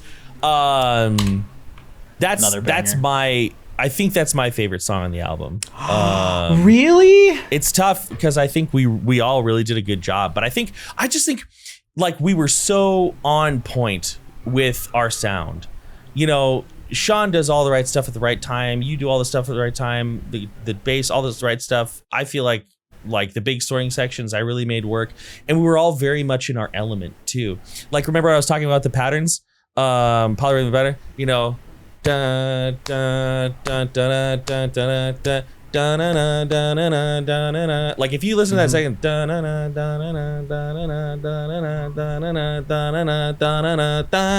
do that a lot. It's kind of repetitive, but we were all like very, very in our element with that song. Yeah. And so I think that this one is my favorite. I love that. I like love them that all. you call out having a favorite because I remember writing the intro of this song most vividly, and everything else is kind of a blur, just the way my life was existing at the time. But the intro always holds this special place in my heart because the intro repeats twice, once and then again. And on the second time, I do that thing where I play an open string and let my finger just ride the harmonics across that string. Yeah. And that's why you get this like phase shifter shifting sound. So for those of you who haven't heard that up close, listen to not a streaming version. Listen to like a high bitrate version with headphones and you'll see. Yeah, what I mean. you would have to have like the wave, like listening to like buy it on SoundCloud, download the waves. Yeah, FLAC files are often the best, the most uncompressed along with waves. And if you have like MP3s or anything beyond that, you're missing out on probably like 30 to 40% of the sonic volume that exists in all music, not just ours. That's just a truth about the way compression works. So that being said, did you do a fucking inhale? I did. And I'll tell you why. Tell me why. Because that's a great album. Is that Knocked Loose right there, dude? Yeah. With Blinding Faith on it, dude, as their single? Bend the knee, son of God. And I am so hard. I am so bad at inhales, dude. Wait, I got you. Hold on. Yeah, you can do them fairly well. I used to do inhale pig squeals. It's not good for me. You used to bark at Gus with like those inhale like. Yeah, that's it. And it sounds pretty good. For me, like, I'm so bad at them. In fact, if we ever perform this live, I wouldn't do it because they always make me cough and sputter. Yeah. I would do like a growl. I would do like probably like a. To your mind, I can make no appeal. The symbols of focus into your heel. No way. That's what I would do. And if people were like, "You didn't do the inhale," I'd be like, "You're damn right, I didn't." I'm not anti-inhale. You know, a lot of people in the metal vocal scene and vocal coaches are like, inhales are bad for you. I don't think they're inherently bad for you. Hopefully we'll find out with the Vocal Academy research that's going on with Charismatic Voice and everyone. To my knowledge, nobody has been in there doing inhales, ingressive vocalization. They got to get Johnny from the Browning, or what's his name from Archspire? Ollie, I think his name's Ollie. Yeah, one of those. I don't think they've had anybody doing aggressive extreme vocalization. Yeah. They tried to have me do it because it was like one of those moments where like, "Oh, you're a vocal coach," and I was like, "Okay, I'll do it," and I did it, and I was like, just dying, and they're like, "Yeah, we're not even gonna use that footage. That's awful." Okay. They probably so will, you do actually, it. You know? So that's the only inhale you've ever executed on our recordings. And probably the only one I ever will, because literally, it's solely in there because I was like, it's cool. Just to being cheeky, dude, having fun. just being cheeky. You know, that's it. Yeah, I think one of the things that I said this kind of in the break when you were taking one of your pisses was like I think a lot of people forget that there is artistry and fun to be had in music creation. It's not all about social media and marketing and algorithm chasing and playlist chasing and numbers chasing. It feels like that often, but stories like this explaining like, I don't know, I wanted to do it because it was fun, really regrounds the artistry behind what we're making together. When the painter is asked the question, why did you choose red? And they're waiting for this deep, mind-blowing soliloquy of an answer, and the dude's just like, I was out of blue. It's it's like, come on, man. It's a whole interview. Make some shit up. It's like, no, dude, I was out of blue. I picked red. Whatever. Who cares? Well, I have students who are incredible vocalists, and they are not. It's not that they will never. It's not like something they're staunchly attached to, but in general, they have no desire to release their music anywhere, and it's because they don't want to change the way that they love it. And I have a tremendous amount of respect for that. This is kind of a side tangent, but it's relevant. And like, listen, if anybody's made it this far, then they're cool with the side tangent, clearly. True. But I have 2 restaurants here in Arizona that I don't ever plan on going to, but I think are so beautiful and interesting looking. Like you just look at the building and you are enticed. And everything, it's beautiful, interesting architecture, interesting location. Everything about them is a mystery, and I don't want to go because that's one of those are some of the last vestiges of childlike wonder that I have left. And I know that in reality, whatever's inside, and I also won't say the names because if I do that, like I'm gonna come up with a funny example. But like, let's say it was IHOP. It's not IHOP. But if I was like, yeah, it just reminds me of like somebody be like, oh yeah, I've been there. It's just your basic, and then it's dead. They've killed it. So I'll never say the names. But it's kind of like that. It's like I've got these 2 restaurants, and I also never purposely drive past them because to keep that, like I feel like I'm a kid again sense of wonder. Like it has to be sort of something that just pops in and out of my life on its own. And I've told that to people and they're like, that seems a little excessive. And I was like, I'm going to die someday. Let me have it. Like, it's your magic. You don't want to look behind the curtain. You don't you just want to have that sense of wonder. It kind of goes back to the never meet your heroes thing. You might idolize someone for all of their goodness and their skill and their ability. But once you meet them, all of that is dissuaded. And now they're just a person again. And maybe they got lucky and like that's it. It's not like that they're this majestic thing that is otherworldly, which is oftentimes how those parasocial relationships begin is we see a thing, we build a worldview, an avatar of what that thing is, and it exists that way for us. And to dispel that removes the magic of that wonder in our life. So I get that. I totally get that. I don't know if I have anything like that. I think the one thing that I would say I have for that, and maybe it's actually like out of laziness, is how the fuck Buster mixes Humanity's Last Breath and Vilgiarta. However he's doing it, I'm just going to let it be wondrous because I'm always blown away when I hear them. It's like there's a certain side of me that misses listening to metal before I understood how metal vocals worked. Ooh. Because now when I listen to metal music, if I hear a cool vocal, my response is, oh yeah, that's a standard false chord with this kind of filter. And that is such a dry and barren experience as compared to like, how could a human possibly do that?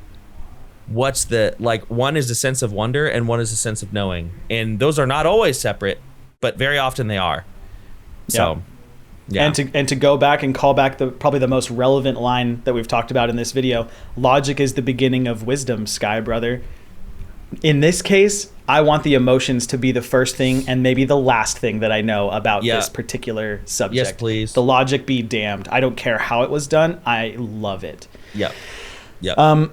So when we get to the section, and I'm going to scooch forward to the in the water was the sky above. Did you want to talk about anything before that? Because that's where my next note is. Only a couple things that are interesting, and they're very quick. Please do. This is where Kent starts having some introspection, but it's too late. She says, I've failed you. I wish I could take this back because I have failed you. So now he's finally outside of himself, but it's too late. And then I was just pretty proud of the line, your error, a logic unyielding, a syntax unkept, because Atlas is part computer code and the logic error is syntax error. So it's like, love that. I thought that was like, that was literally like that's literally one of those lines where I was like in my office writing it and I was like, oh dang, that's a cool idea. Wait, you just do one of these?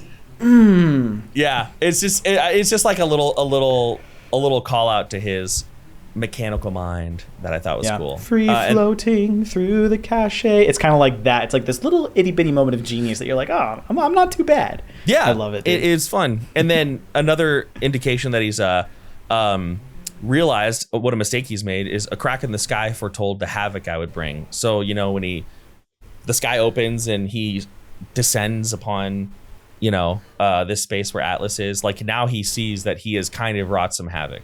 He has indirectly created a lot of destruction. And I think it's important, you know, earlier we talked about how I vibe with the idea that like Kent is kind of an asshole, but I also think it's important to empathize with Kent a little bit. You know, because he's not perfect. Well, and also like all of his desires are rooted in things that are healthy and necessary. Like, you know, we need internal healing. We need a sense of community. We need a way to come to terms with loss. We need a way to come to terms with grief. And he's, you know, he's not a villain. He's, like I said earlier, he's somebody in tremendous pain. It's like, you know, when a dog is in a lot of pain, sometimes it might snap at you. Nobody thinks that's a bad dog. Well, nobody cool thinks that that's a bad dog. It's a dog that's in a lot of pain and it's just scared, and his brain is literally being overridden by fear. And that's kind of where like, you know, Kent is. Like, Kent's not a bad dude. He's just really not expressing his you know, and then he realizes it's too late. So that's all I wanted to interject. It's like, yeah, not liking Kent is understandable, but if you distance yourself from your ability to empathize with him, there's more that you could learn from his mistakes. Yeah, and I think it's important to also say that we must also make space for people to be wrong, because only then are they hopefully affording themselves the opportunity to be right, to be corrected, to be informed, to be provided a perspective that they were otherwise ignorant of or unaware of. Mm-hmm.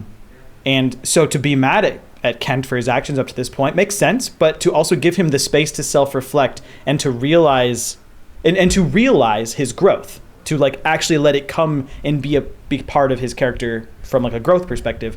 You have to give him that space. Otherwise he always exists in this binary, in this silo that's unbending and unwavering. Yeah.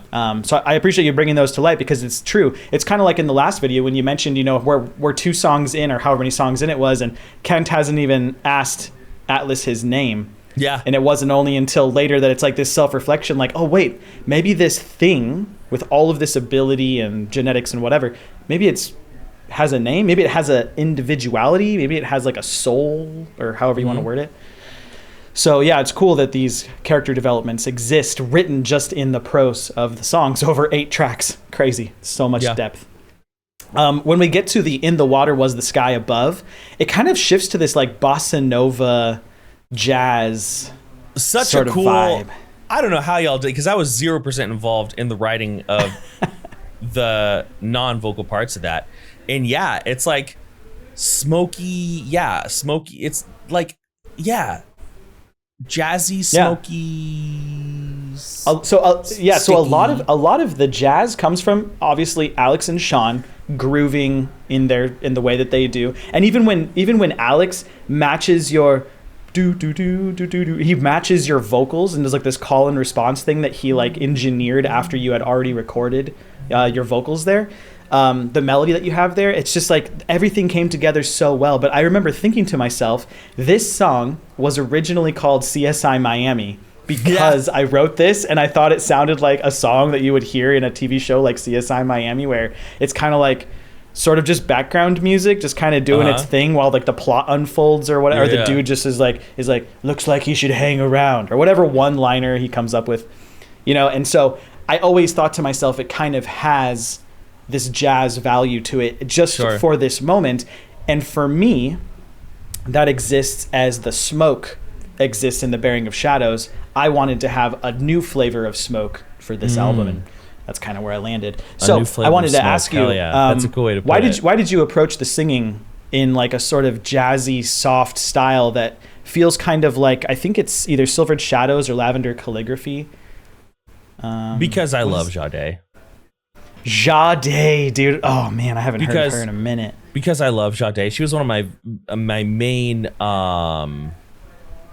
she was one of my main influences for this album. And you know, I would not say that I, you know, sing exactly like her, but you know, I try to work in some of those notes, like, you know, through the vines of fawn at night, drank from the stars.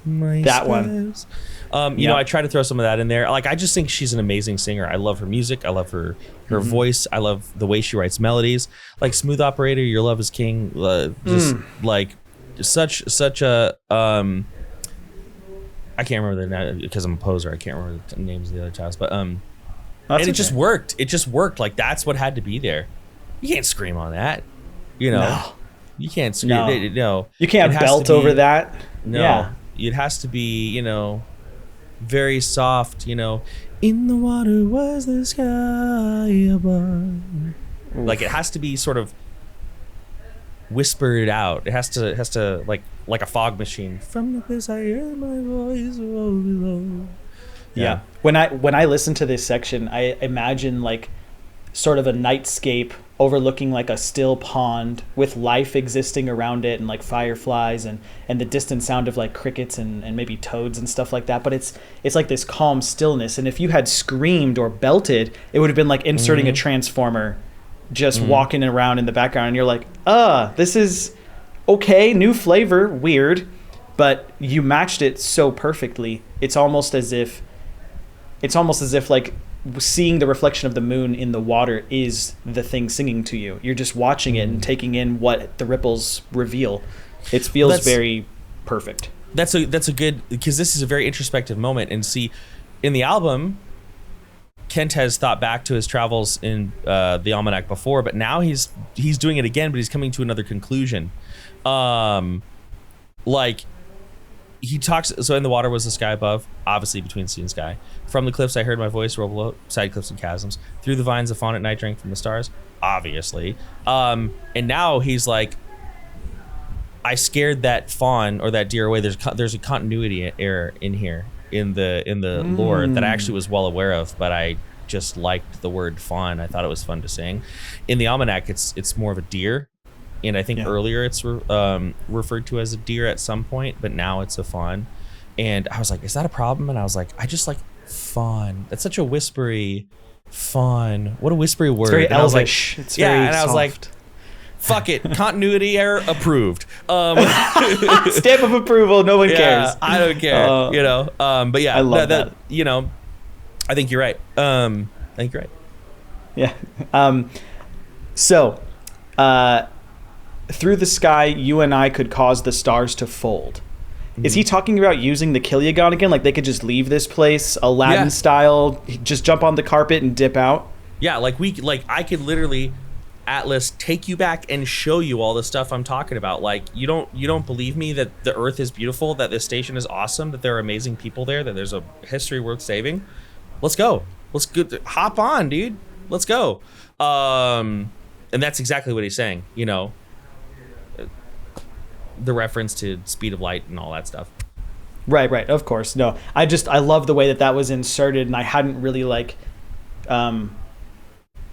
taken it apart previously. I just kind of read along and I don't analyze it. I'm like, oh, that's what he's saying. Because oftentimes I think what happens with people who enjoy metal as a genre, they aren't afforded the same level of low effort to consume the words because the deliveries are so distorted. So to go through line by line and talk about it and read what's going on and digest it, it really reveals the depth of the story in a genre that's otherwise just probably overlooked from the lyrics standpoint. I mean, unless it's like fucking bow down, then you're like, oh yeah, get on your knees, you know, like that's the end of it. This is a place where the sun is the tide. Tell me about that. So there he's talking about the station that's part of the Dyson swarm. And so, you know, if you think about it, like here's the sun and here's the station. The bottom of the station is basically the big solar panel, the crystalline filigree architecture of energy. And that's pointed at the sun. Right. And the actual city part is on this side. So Yep. if you were to walk to the edge and look over the edge, you would see the swirling. I don't know if it's actually plasma. I don't know. Nico, I don't know what plasma is. I think it's like a. That's okay, dude. It's like another Holy like shit. solid liquid. I think it's another state of matter, but that's It's all I another know. state. Yeah. It's But a if new you look state. over, like you see that kind of swirling, and it would kind of look like the tide, you know. So there's a place where the sun is the tide, but never-ending night behind. Oh my God. So that's what it's like. Oh It's my describing God, that's- billions Oh, of the minds. visual. It's kind of cool, right? And then billions of minds overflowing with light is like just a lot of people. There are a lot of conscious entities, you know. There is a place where the sun is the tide. Oh my God. I have God, you like that line so much. Dude, I have this feeling in me right now that I'm just dumbfounded. Oh. It's beautiful, right? And you can see why. Again, we don't like the way that Kent has gone about it, and it's been incredibly destructive. But like when you have that feeling, you're like, I know why he wants to save it, though. But then you also are like, I also know why Atlas thinks existence sucks. And if the reader, if the person listening to this album and reading the lyrics finds themselves unable to fully agree or disagree with either of them and feeling confused, stop you. Stop you, Broody. Then we've done our job. Then we've done our job, In the words of wiser men, the intention of art is to make people think. Yeah, and you know what? Ideally, and hell, dude, I don't know. I have no idea. Like, if somebody was like, "Well, Mark, you've been, doing all this philosophical, religious, and secular, and like nonstop contemplation for almost 40 years. What have you come up with?" And I'm just, I got nothing. I got all thoughts and no answers, homie. You know what I mean? Welcome to the club, dude. Yeah. I stopped reading the rule book a while ago, and now I'm just kind of I'm just fucking sending it, dude. just trying to be nice, trying to be nice and do the best I can. That's what I got.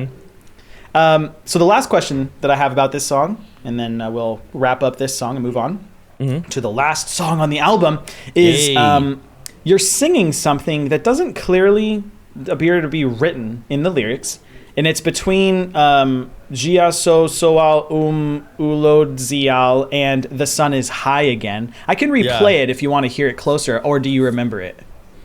I mean, I remember that part, I remember but there's like this swelling vocal that comes in behind it. Do you remember what that is? Yeah, so literally what we did, I just re-sang it and we just swelled it in. And that's just there for musical effect. Oh, okay. So it's not new lyrics. It's pre-existing lyrics. Yeah, it's pre-existing lyrics. It's just there to be beautiful. Okay. But these Alan Ayer lyrics are actually really cool. Let's talk about them. Yeah, so first of all, I'm singing them in a way that distorts them. Because like the first lines, if you were to say them in Alan Ayer, and I'm going to do my best, it'd be Ie una de jua il sua die il paina. But you have to sing it, and so you have to hold on to certain I have value. to say, well, and you can only do so much with that. But una de jua il sua die il paina. Right? Yeah, and so what we have here is ie, we, euna, right? Euna is like to be with, I believe. Una. So we are with. Yeah, it's what I call like an interim modifier. And there's probably an actual word for it, but it's what they use in place of having. Like una zomal. I was with a dream. I had a dream. Right? Yeah. So let me get back to the lyrics here. So ie una de juaril, right? We are with the burden. We have this burden. This is our burden. We're in this together. Is what that means. Direct translation is we have burden the. Okay. Put into English, we're in this together. Right? Gotcha. And then Suadieu el Paina is I'm so glad I saved all these lyrics are don't you know that you can that like don't you know, it's, so it translates to, so in English, if you wanted to say it purely its meaning, it'd be like, you can give me your burden, right? Okay, yeah. But it literally translates to onto me put the sky. Which is Atlas's burden in this Atlas's example. burden. So if you translate it literally, it's suad ie ueil paina, right? So onto suad ie me ueil, the sky, and then there's like, they don't, in Alinea, you don't need to say like onto me, like, or you don't need to say to put, like onto me the sky to me, right? So that's not, that word's not even really in there. But then paina to know, paina, don't you know? Like, don't you know you can put this burden on me?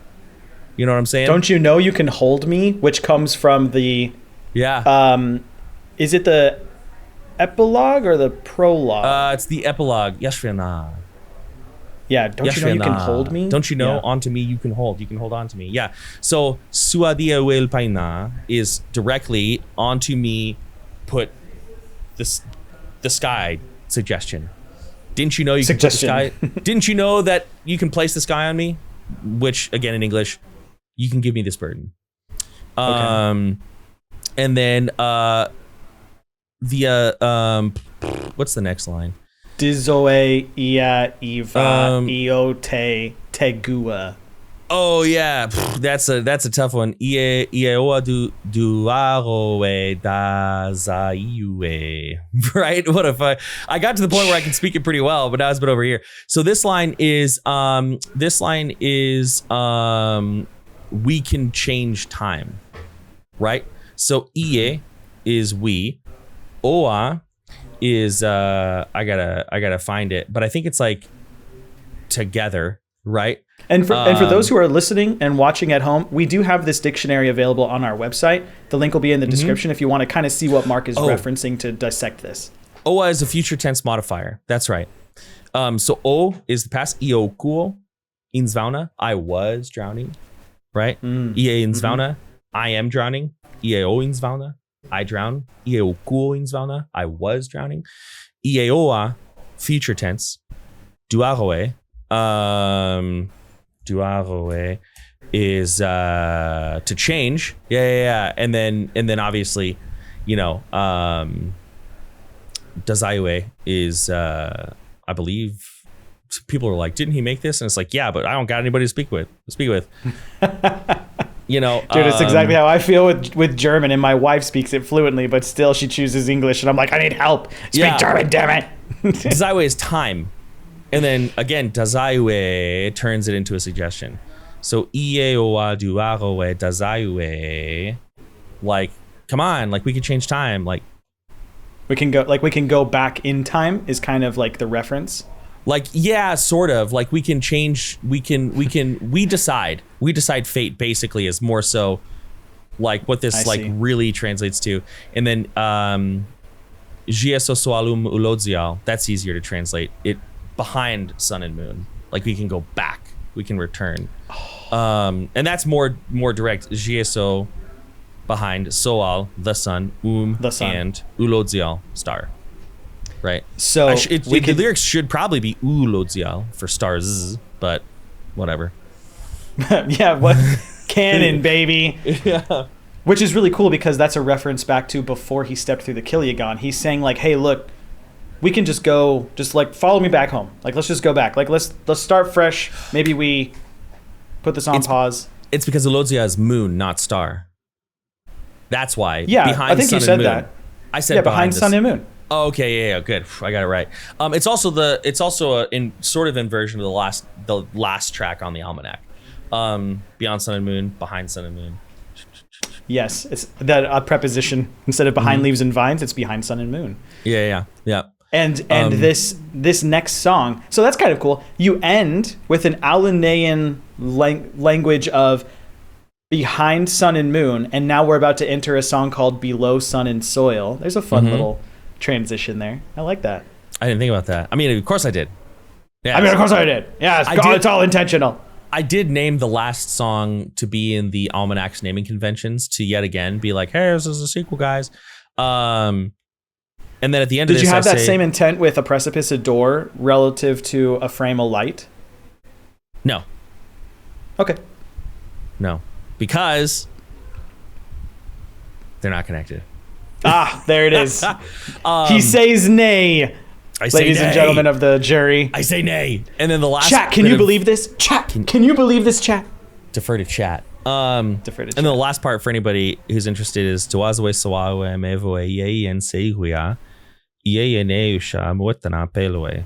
I can say that one pretty well. Whoa. What? Where are you reading this? That's at the very end. That's at the very, very end, like where I speak it. After the moon is high again and all that? Yeah, isn't there a part? Oh no, that's upcoming in the next song. Mark, I thought- spoiler alert. I thought that was a pretty good head. Was it? I thought that was it's the beginning. All right, well, I'm gonna shut up. This song's done next. Last song of the All right. everybody also. I know I said that song. You'll also notice that in this song it was all Kent talking, and then the next song it's all Atlas talking. So I it's kinda didn't even notice that. Yeah, so one thing, I did that intentionally because this whole album is basically a debate between the two of them, or it becomes a debate. And one thing that's customary at the end of the debate is each person gets like a 5-minute closing statement uninterrupted, and that's kind of what this is. So, yeah. Oh my gosh, that's crazy. Like they both get to say their piece, and then Atlas is like, "See ya," right? Yeah, power off. Power All right, well, here off. we go. The last 6 minutes of the album. Yeah, let's do it. Here we go.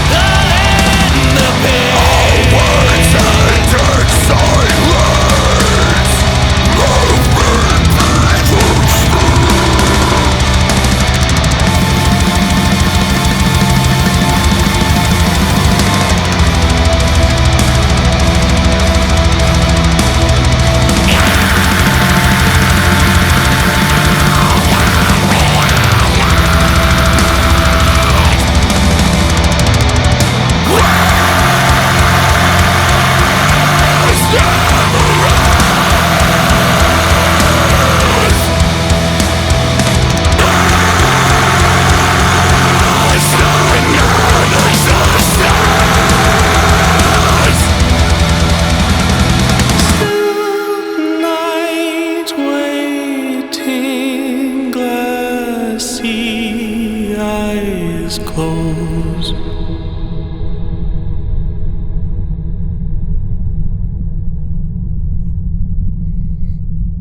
I guess I have to correct myself. The last line are Kent's.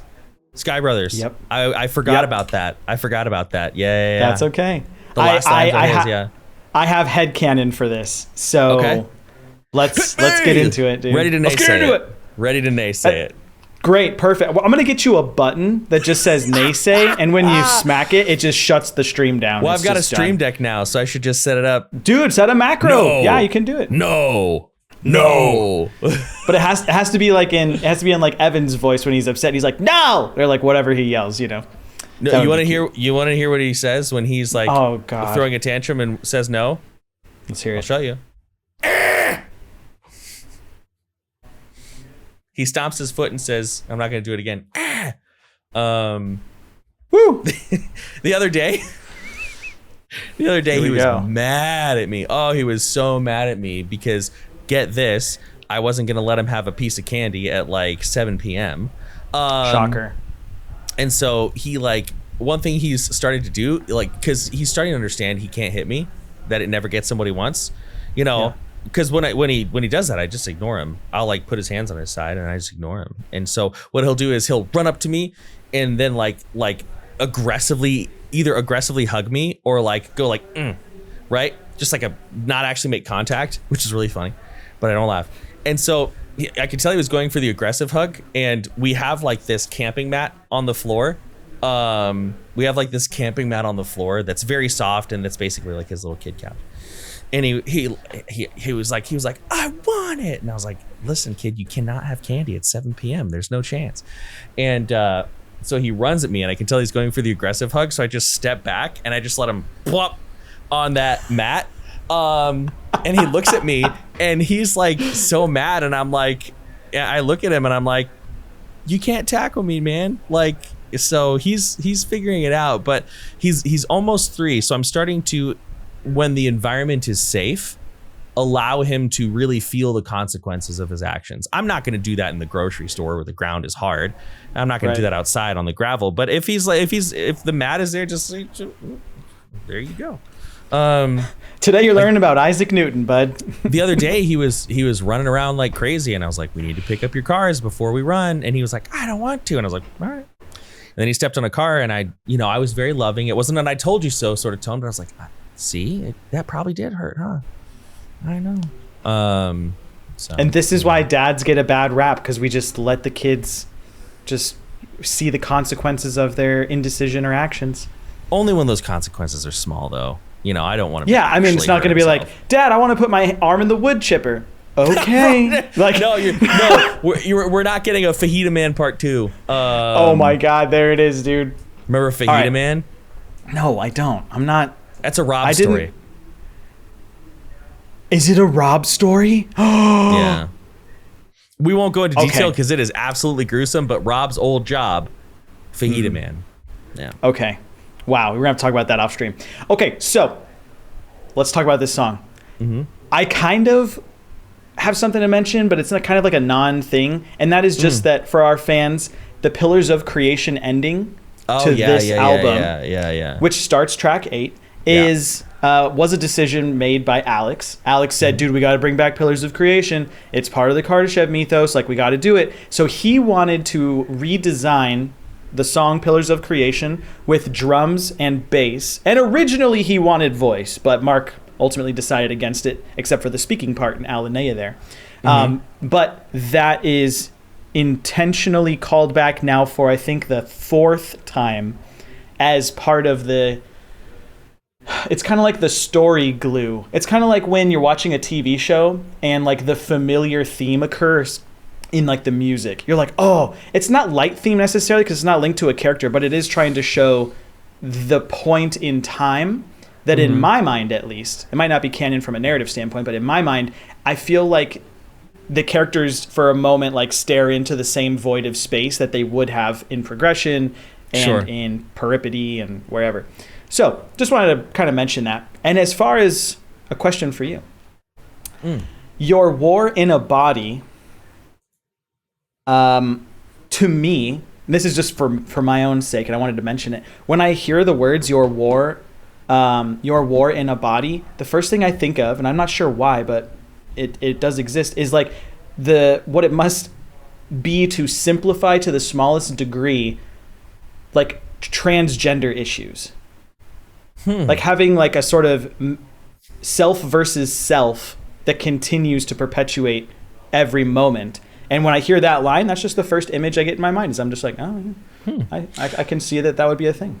Yeah, it's not what you were talking about, but it's just the first thing that I think of when I hear it. It was just kind of wild. It's also one of those things where it's like it's hard for me to relate to, because like I have just never had that experience. Like, you know, which is part of the reason why when people are like, oh, I'm not down with trans people because I just don't understand it. And I'm like, what's understanding it?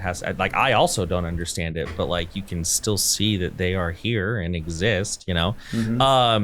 But you know, that is something that for me actually was a very big point of growth and empathy, because I remember for a while there, early on, many moons ago, I was kind of flirting with right-leaning stuff, and you know, it didn't make sense to me, so I was like, you know, I don't know, I had like all these feelings about it. And then I realized, like, well, you know, Mark, like that's what empathy is, because you also don't know what it's like to lose a sibling, but you can still feel for somebody who's lost a sibling. You don't know what it's like for somebody at a sports event to have fun. Right? So like, and so yeah, like anyways, kind of getting off topic here, but yeah, it's an interesting take. Yeah, it's a weird one. I don't know why it comes to mind, but it does. I think the only like cut and dry example that I have from that, besides like a late night Waffle House extravaganza that you and I had, was that we had a trans drummer for like just a minute, just like a week. It wasn't even that long. And then she like disappeared. Yeah, and then she just ghosted us in... Well, I remember for a while we were worried. We were like, is she alive? And then we got a message saying, hey, sorry I ghosted you guys, but still no like resolution. And we were like, well, I don't even remember her name. Yeah, me neither, unfortunately. That was a long time ago. It was a long time ago, and we only ever hung out like 4 times. Good drummer. Very... Yeah, I remember them being good. I do remember that. But talented drummer, but yeah, I don't know. Weird, interesting little aside, but that's what comes to mind when I see your war in a body. So, with that, do you want to talk about any of those stanzas? Or I know you want to talk about the Alinea section that opens the song, so let's hear about it. I'm just going to translate. I'm not going to go line like grammar into it. But so the first line, Zoawe Soawem, Zoe Soawem Evoe Yen Seihuia, translates to my code is with the sunset. Right? Ooh. My code, my soul, like I sense that it is time to end.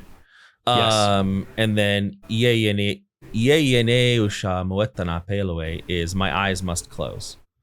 And I like that word Peloe. Peloe sounds like what it means. Peloe sounds like what it means to close. Peloe. Like if we were hanging out and I said Peloe Westeul, let's close the door. Thank you for teaching me a practical sentence in Alinea. Peloe Westeul. There are a few. There are a few. It makes me think of when they are at Gimli's cousin's door, and it says "Speak, friend," to enter, and melon. I hear like Beloe, and I hear melon. Those are just like the same word in my mind. I also like the Alinea bilabial plosive because it's like a halfway between a P and a B. It's not Peloe, it's Beloe. Be, but it's not quite a B. It's not be or pe. It's be. Beloe. Beloe. I think it's a cool that is P. Oddly specific, and it makes me think of Portuguese for some reason. I don't know anything about Portuguese, but hey, if you speak Portuguese, let us know. Yeah, I guess so, right? But that's it. That's just him making the decision that it's time to deactivate. Is all. I wanted to tell you that one of my favorite lines is "Soil and steel ignited worlds away." It's also part of the delivery, but hearing that just makes me feel like I'm playing like a Warhammer game or something. I can tell you what it means. So in this section, so when he's saying your war in a body, each transgression from before, cries out through my breathing, humanity's legacy, a diamond, a stone. What he's talking about is like we are the sum of our actions, right? And the actions that came from before. One of the funniest things I've ever seen that like really rings true is there's this TikTok that I saw a long time ago, and it's this really badly photoshopped picture of a horse with human feet for hooves. And the caption is, every action in the universe led up to you seeing this picture. And it's really funny, but you're also like, that is actually also true. Like every single thing, you know, Charlemagne's conquest led to me seeing, you know, the fact that back when, you know, Neanderthals were still wandering around, one of them didn't choke on a piece of rabbit, led me to seeing this photo, right? And so, you know, basically, Atlas has come to the point where he sees all of humanity's darkness embodied in Kent. So your war in, you know, like everything that's happened before, but then also Atlas is realizing that he too, whether or not he wants to carry it on as part of humanity's legacy, he's like, it's in you, it's in me. Every horrific thing that's ever been done has led up to us having this conversation. And that's an unbalanced viewpoint, but it is also not a wrong viewpoint, right? And that's where things get interesting, right? There are things, it is possible for it is very possible for two opposing things to be true at the same time. And it is also, you know, very possible for truth to be very conflicting and multifaceted in the real world. And this is a really good example of that. Like, it is not wrong that he would not exist without all this crazy, you know what I'm saying? But anyways, humanity's legacy, a diamond, a stone. That's basically being like, you know, if you think about how a diamond is made, it's like through a heat and pressure. It's a very like violent action, and it creates this diamond. But like, what's a diamond other than a rock? Like a diamond only has value because we think it does, right? Sure. Because goblin shiny, like. Yeah, sure, they're beautiful and sure they're rare, but beautiful and rare are human value systems. So even that, the value of a diamond is subjective. You know what I'm saying? And so he's basically saying like, you know, all of this value is whatever we decide it is. And then they forged every bone of me before, oh silence before all this that I know. Those are like two separate things, but he's like, man, I would love to go back to before I existed. Oh silence before all this that I know. And then soil and steel ignited worlds away. Well, he's like, so this is biblical soil, you know, God made Adam from flesh, or God made Adam's flesh from clay. Dirt. From clay, from dirt, yeah. And then steel, his mechanical parts, ignited fire, soul. Soil and steel ignited worlds away. He's like, yeah, okay, it's my home, but you know, it's, you know, to him, the feeling of Earth being his home is like how connected you probably feel to being Italian, or I probably feel to being Irish. It's like, yeah, technically hundreds of years ago, like, you know, well aware that if my Irish ancestors didn't exist, I wouldn't exist. But I also grew up with none of that influence in my life whatsoever. Right. Right. Okay, we went and saw Riverdance once. Like, you know what I'm saying? So if somebody was like, Mark, don't you just want to go see the homeland? It'd be like, would I like to go to Ireland? Sure. But homeland, no, you know what I mean? And so that's what he's saying. Like, he's saying like, sure, okay, my body was created over there, light years upon light years away, time upon time away, and I was blasted over here. So like, what does that mean to me? Like, what does that matter? So that's what that line means. Yeah, it's kind of like a null reference point. It's like this, you're trying to bring up something that you think will have common ground over, but that you have no power here, right? Yeah, By the way, exactly. Riverdance is good, but Michael Flatley's Lord of the Dance, way better. Anyways, better soundtrack. Yeah, dude, and the story's better. Get out of here, man. With the warriors, da da da da. Anyways, so and the hot woman in the red dress with the big dude, like hair. What does she sing? Suelo. It's so what's she that doesn't song sing, called? She doesn't sing Shularoon, but they do have a Shul Shularoon Shulo Sakela Shulgo Shulgo Dogesai Seliglam Escuche tu Mavarninslon. Right? Can we get a cover from you, please? I just one acapella 30-second I'll put it on 'cause Bandcamp. I would absolutely butcher the Irish in there. That's okay. I'm sure in Irish I accidentally said like, smama sucks or something terrible just now. Do it in Alinea, but same melody. Anyways, all right. Let's keep going. Let's keep going. Be sick. Okay. So the next line that I have a question about, and it's not really a question, but like a little thing to explore together, is what right is given to a mind without a code inside its core, which is definitely an allegory about soul from a robot's perspective, which is great.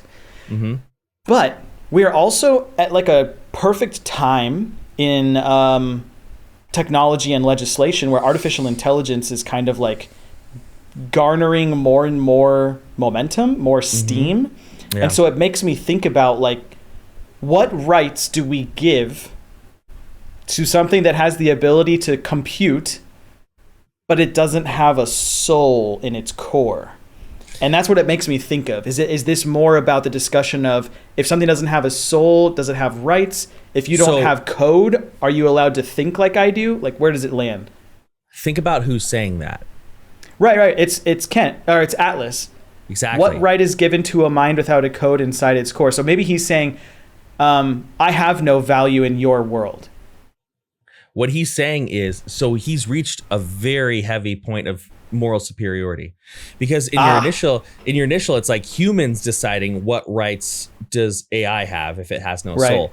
Now, Atlas, who is partially run by essentially AI, is saying what right is given to a mind without a code inside its core? You're just flesh. You don't have any coding. And see, this is where we start to think we lean upon our own understanding, right? My soul is a code. Therefore, if you have no code, you have no soul. Therefore, what right do you have to decide? Right? Yeah. So Atlas has gone full blown like moral and intellectual superiority at this point. He's like, I've got it figured out, and I am going to decide the fate of humanity, actually. And I am justified to do so because you're not as advanced as I am. Which was alluded to previously when he says "vied carne corpion," and he says like you're just a thing of flesh. Exactly. Wow. Yeah. This is not really, because I wouldn't consider Atlas a villain, but this could be like his villain moment where he really, the person who has all these understandable things, like, decides to snap. You know what I'm saying? Like he's landing more in the anti-hero as far as like the spectrum is concerned. He's kind of like Punisher, where like he's indifferent, but right now the target is in front of him and he's going to just choose to focus his energy on that. Well, target's about essentially, yes. Yeah. We're getting there. So existence is hubris, an inherited wound to bear. Now I know the strength in me to end the pain, let our words fade away. What are your thoughts on that section? You want to tell us anything about those? So this is actually pretty straightforward. I don't think it'll take that long. I think, existence is hubris being like an overindulgent sense of self, like egotistical, right? You know what I mean? So for him, or for them, I should say, for Atlas, existence is inherently wrong. Existing consciously on its own is inherently bad. And an inherited wound to bear. Like the moment you come into consciousness, you're wounded, right? And this has a lot of correlations to, I think, one of the most toxic theological ideas, which is not in every denomination of Christianity, but is in many of them, which is like original sin. Like you are born, oftentimes you hear me talk about my history in Adventism about all the good stuff. And, like, oh yeah, like all these things were awesome. This is one of the reasons I'll never go back, because everybody's broken and needs salvation. And I think that is toxic as fuck. Yeah, absolutely. Like from the time you're born, you're just this broken, sinful thing. And, they're always like, well, that's not what it means. And then they explain it for 15 minutes and you're like, so that's what it means. You know what I mean? And I just think there's no way for that idea to be mentally healthy. Well, no, that's not true. I I don't think that there's any way that I could find a way to come to terms with it. I think on an individual level, it might bring somebody some peace, but like to disseminate that idea through large groups of people, I think is irresponsible. And so it also, this line was actually inspired by something you told me. Like I was literally thinking about a conversation that you and I had once, and I won't get too into it because it's kind of deals with your personal life, but you were talking about certain roles and how they're like this indentured, inherited thing, right? And it's like, you know, I'm just here and now I have to do like act in these ways and do all these things just because of this title. You know what I mean? Yeah. And so I was like literally thinking about that and I was like, yeah, that you know, might be kind of how Atlas sees it too, in a way. And then now I know the strength in me to end the pain, let our words fade away. Like he feels emboldened. He's not scared to deactivate. He's like, this is the right choice. I'm not scared to do this at all. This is a sign of strength. The fact that I'm willing to flip the switch on myself, basically. Yeah, it's kind of like the paladin reinforcing itself with like a small prayer saying like, I'm going to pray to my God and that will give me the thing that I'm missing right now, which is the strength, the courage, the will, the whatever it is. And I'm thinking very much in Dungeons and Dragons terms because it's kind of like a spell you can kind of cast on yourself. He's doing the same thing to himself. He's saying like, nope, I'm going to absolutely just roll with it. I'm done thinking about it. I'm no longer interested in like perspectives and outcomes and things of that nature. This is what I'm doing, the end. And there's no compromise. And it's quite strong and advanced of me, isn't it? It's quite like, look how strong I am that I can make this hard decision. See me now. Okay. Witness me. Witness me. Yeah.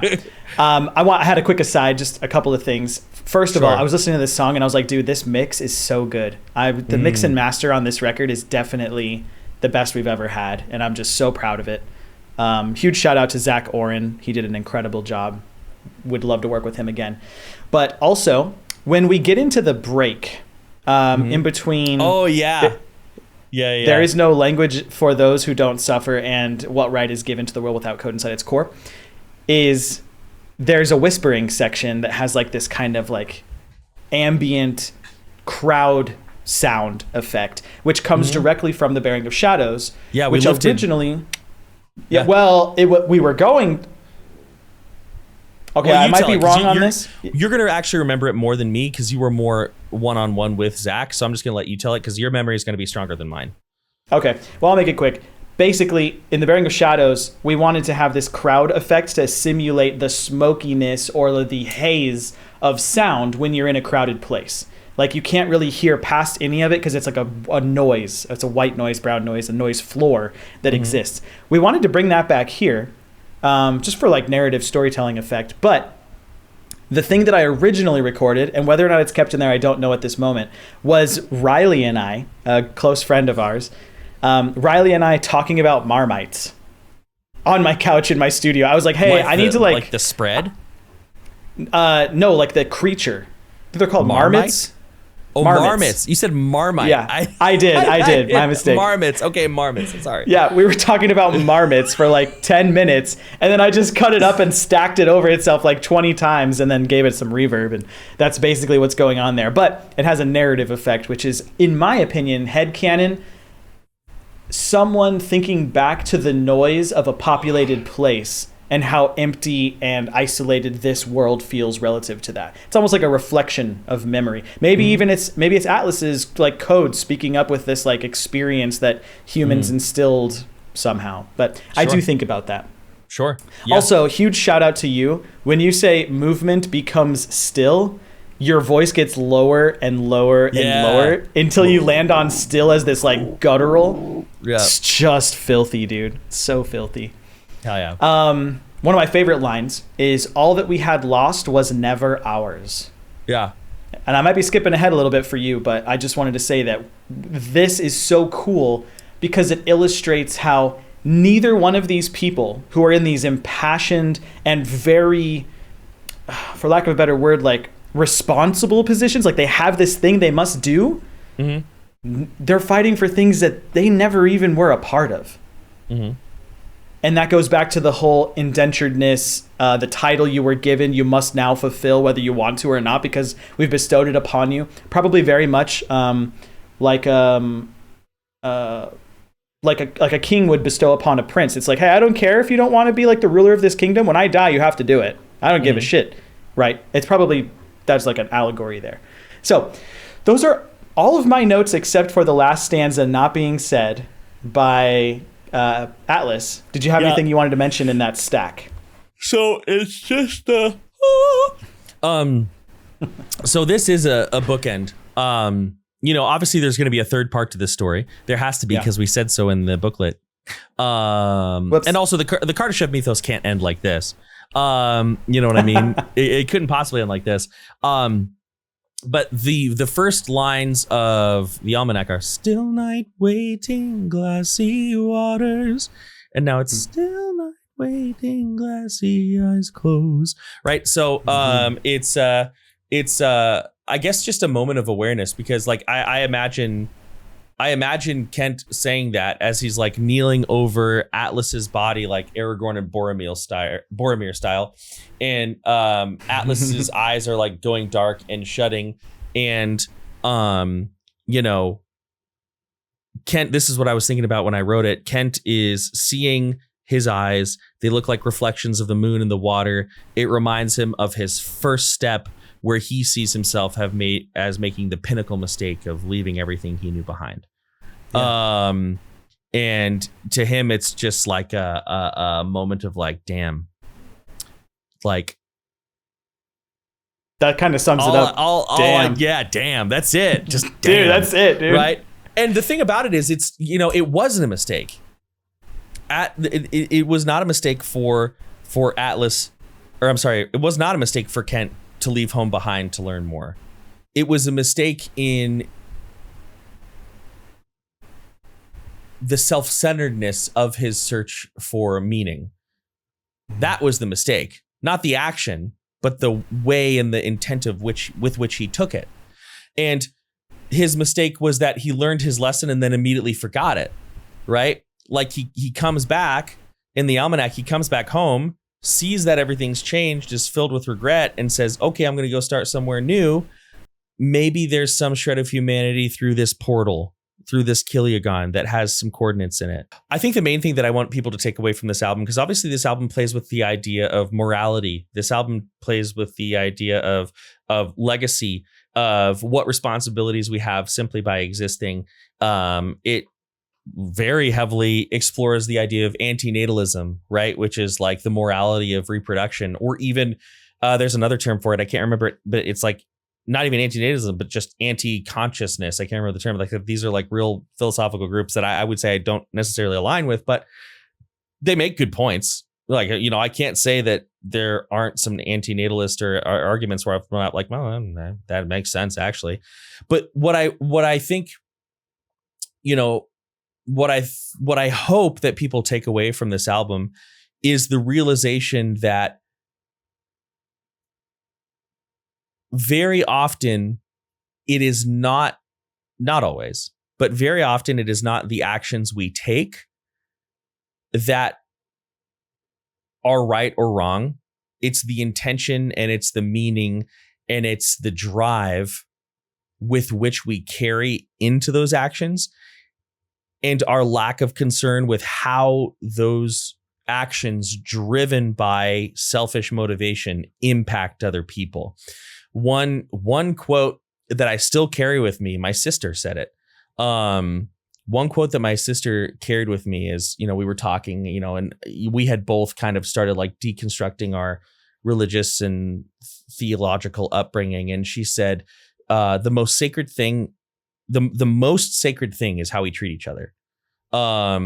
You can have churches, you can have cathedrals, you can have, beautiful Holy Land landscapes, sacred mountains for different tribes. You can have rituals, you can have music, but at the end of the day, the most sacred thing is how we treat each other.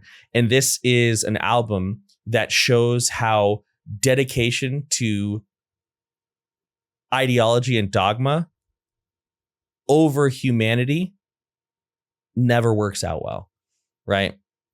And that's one thing I told myself. That's a promise I made to myself when I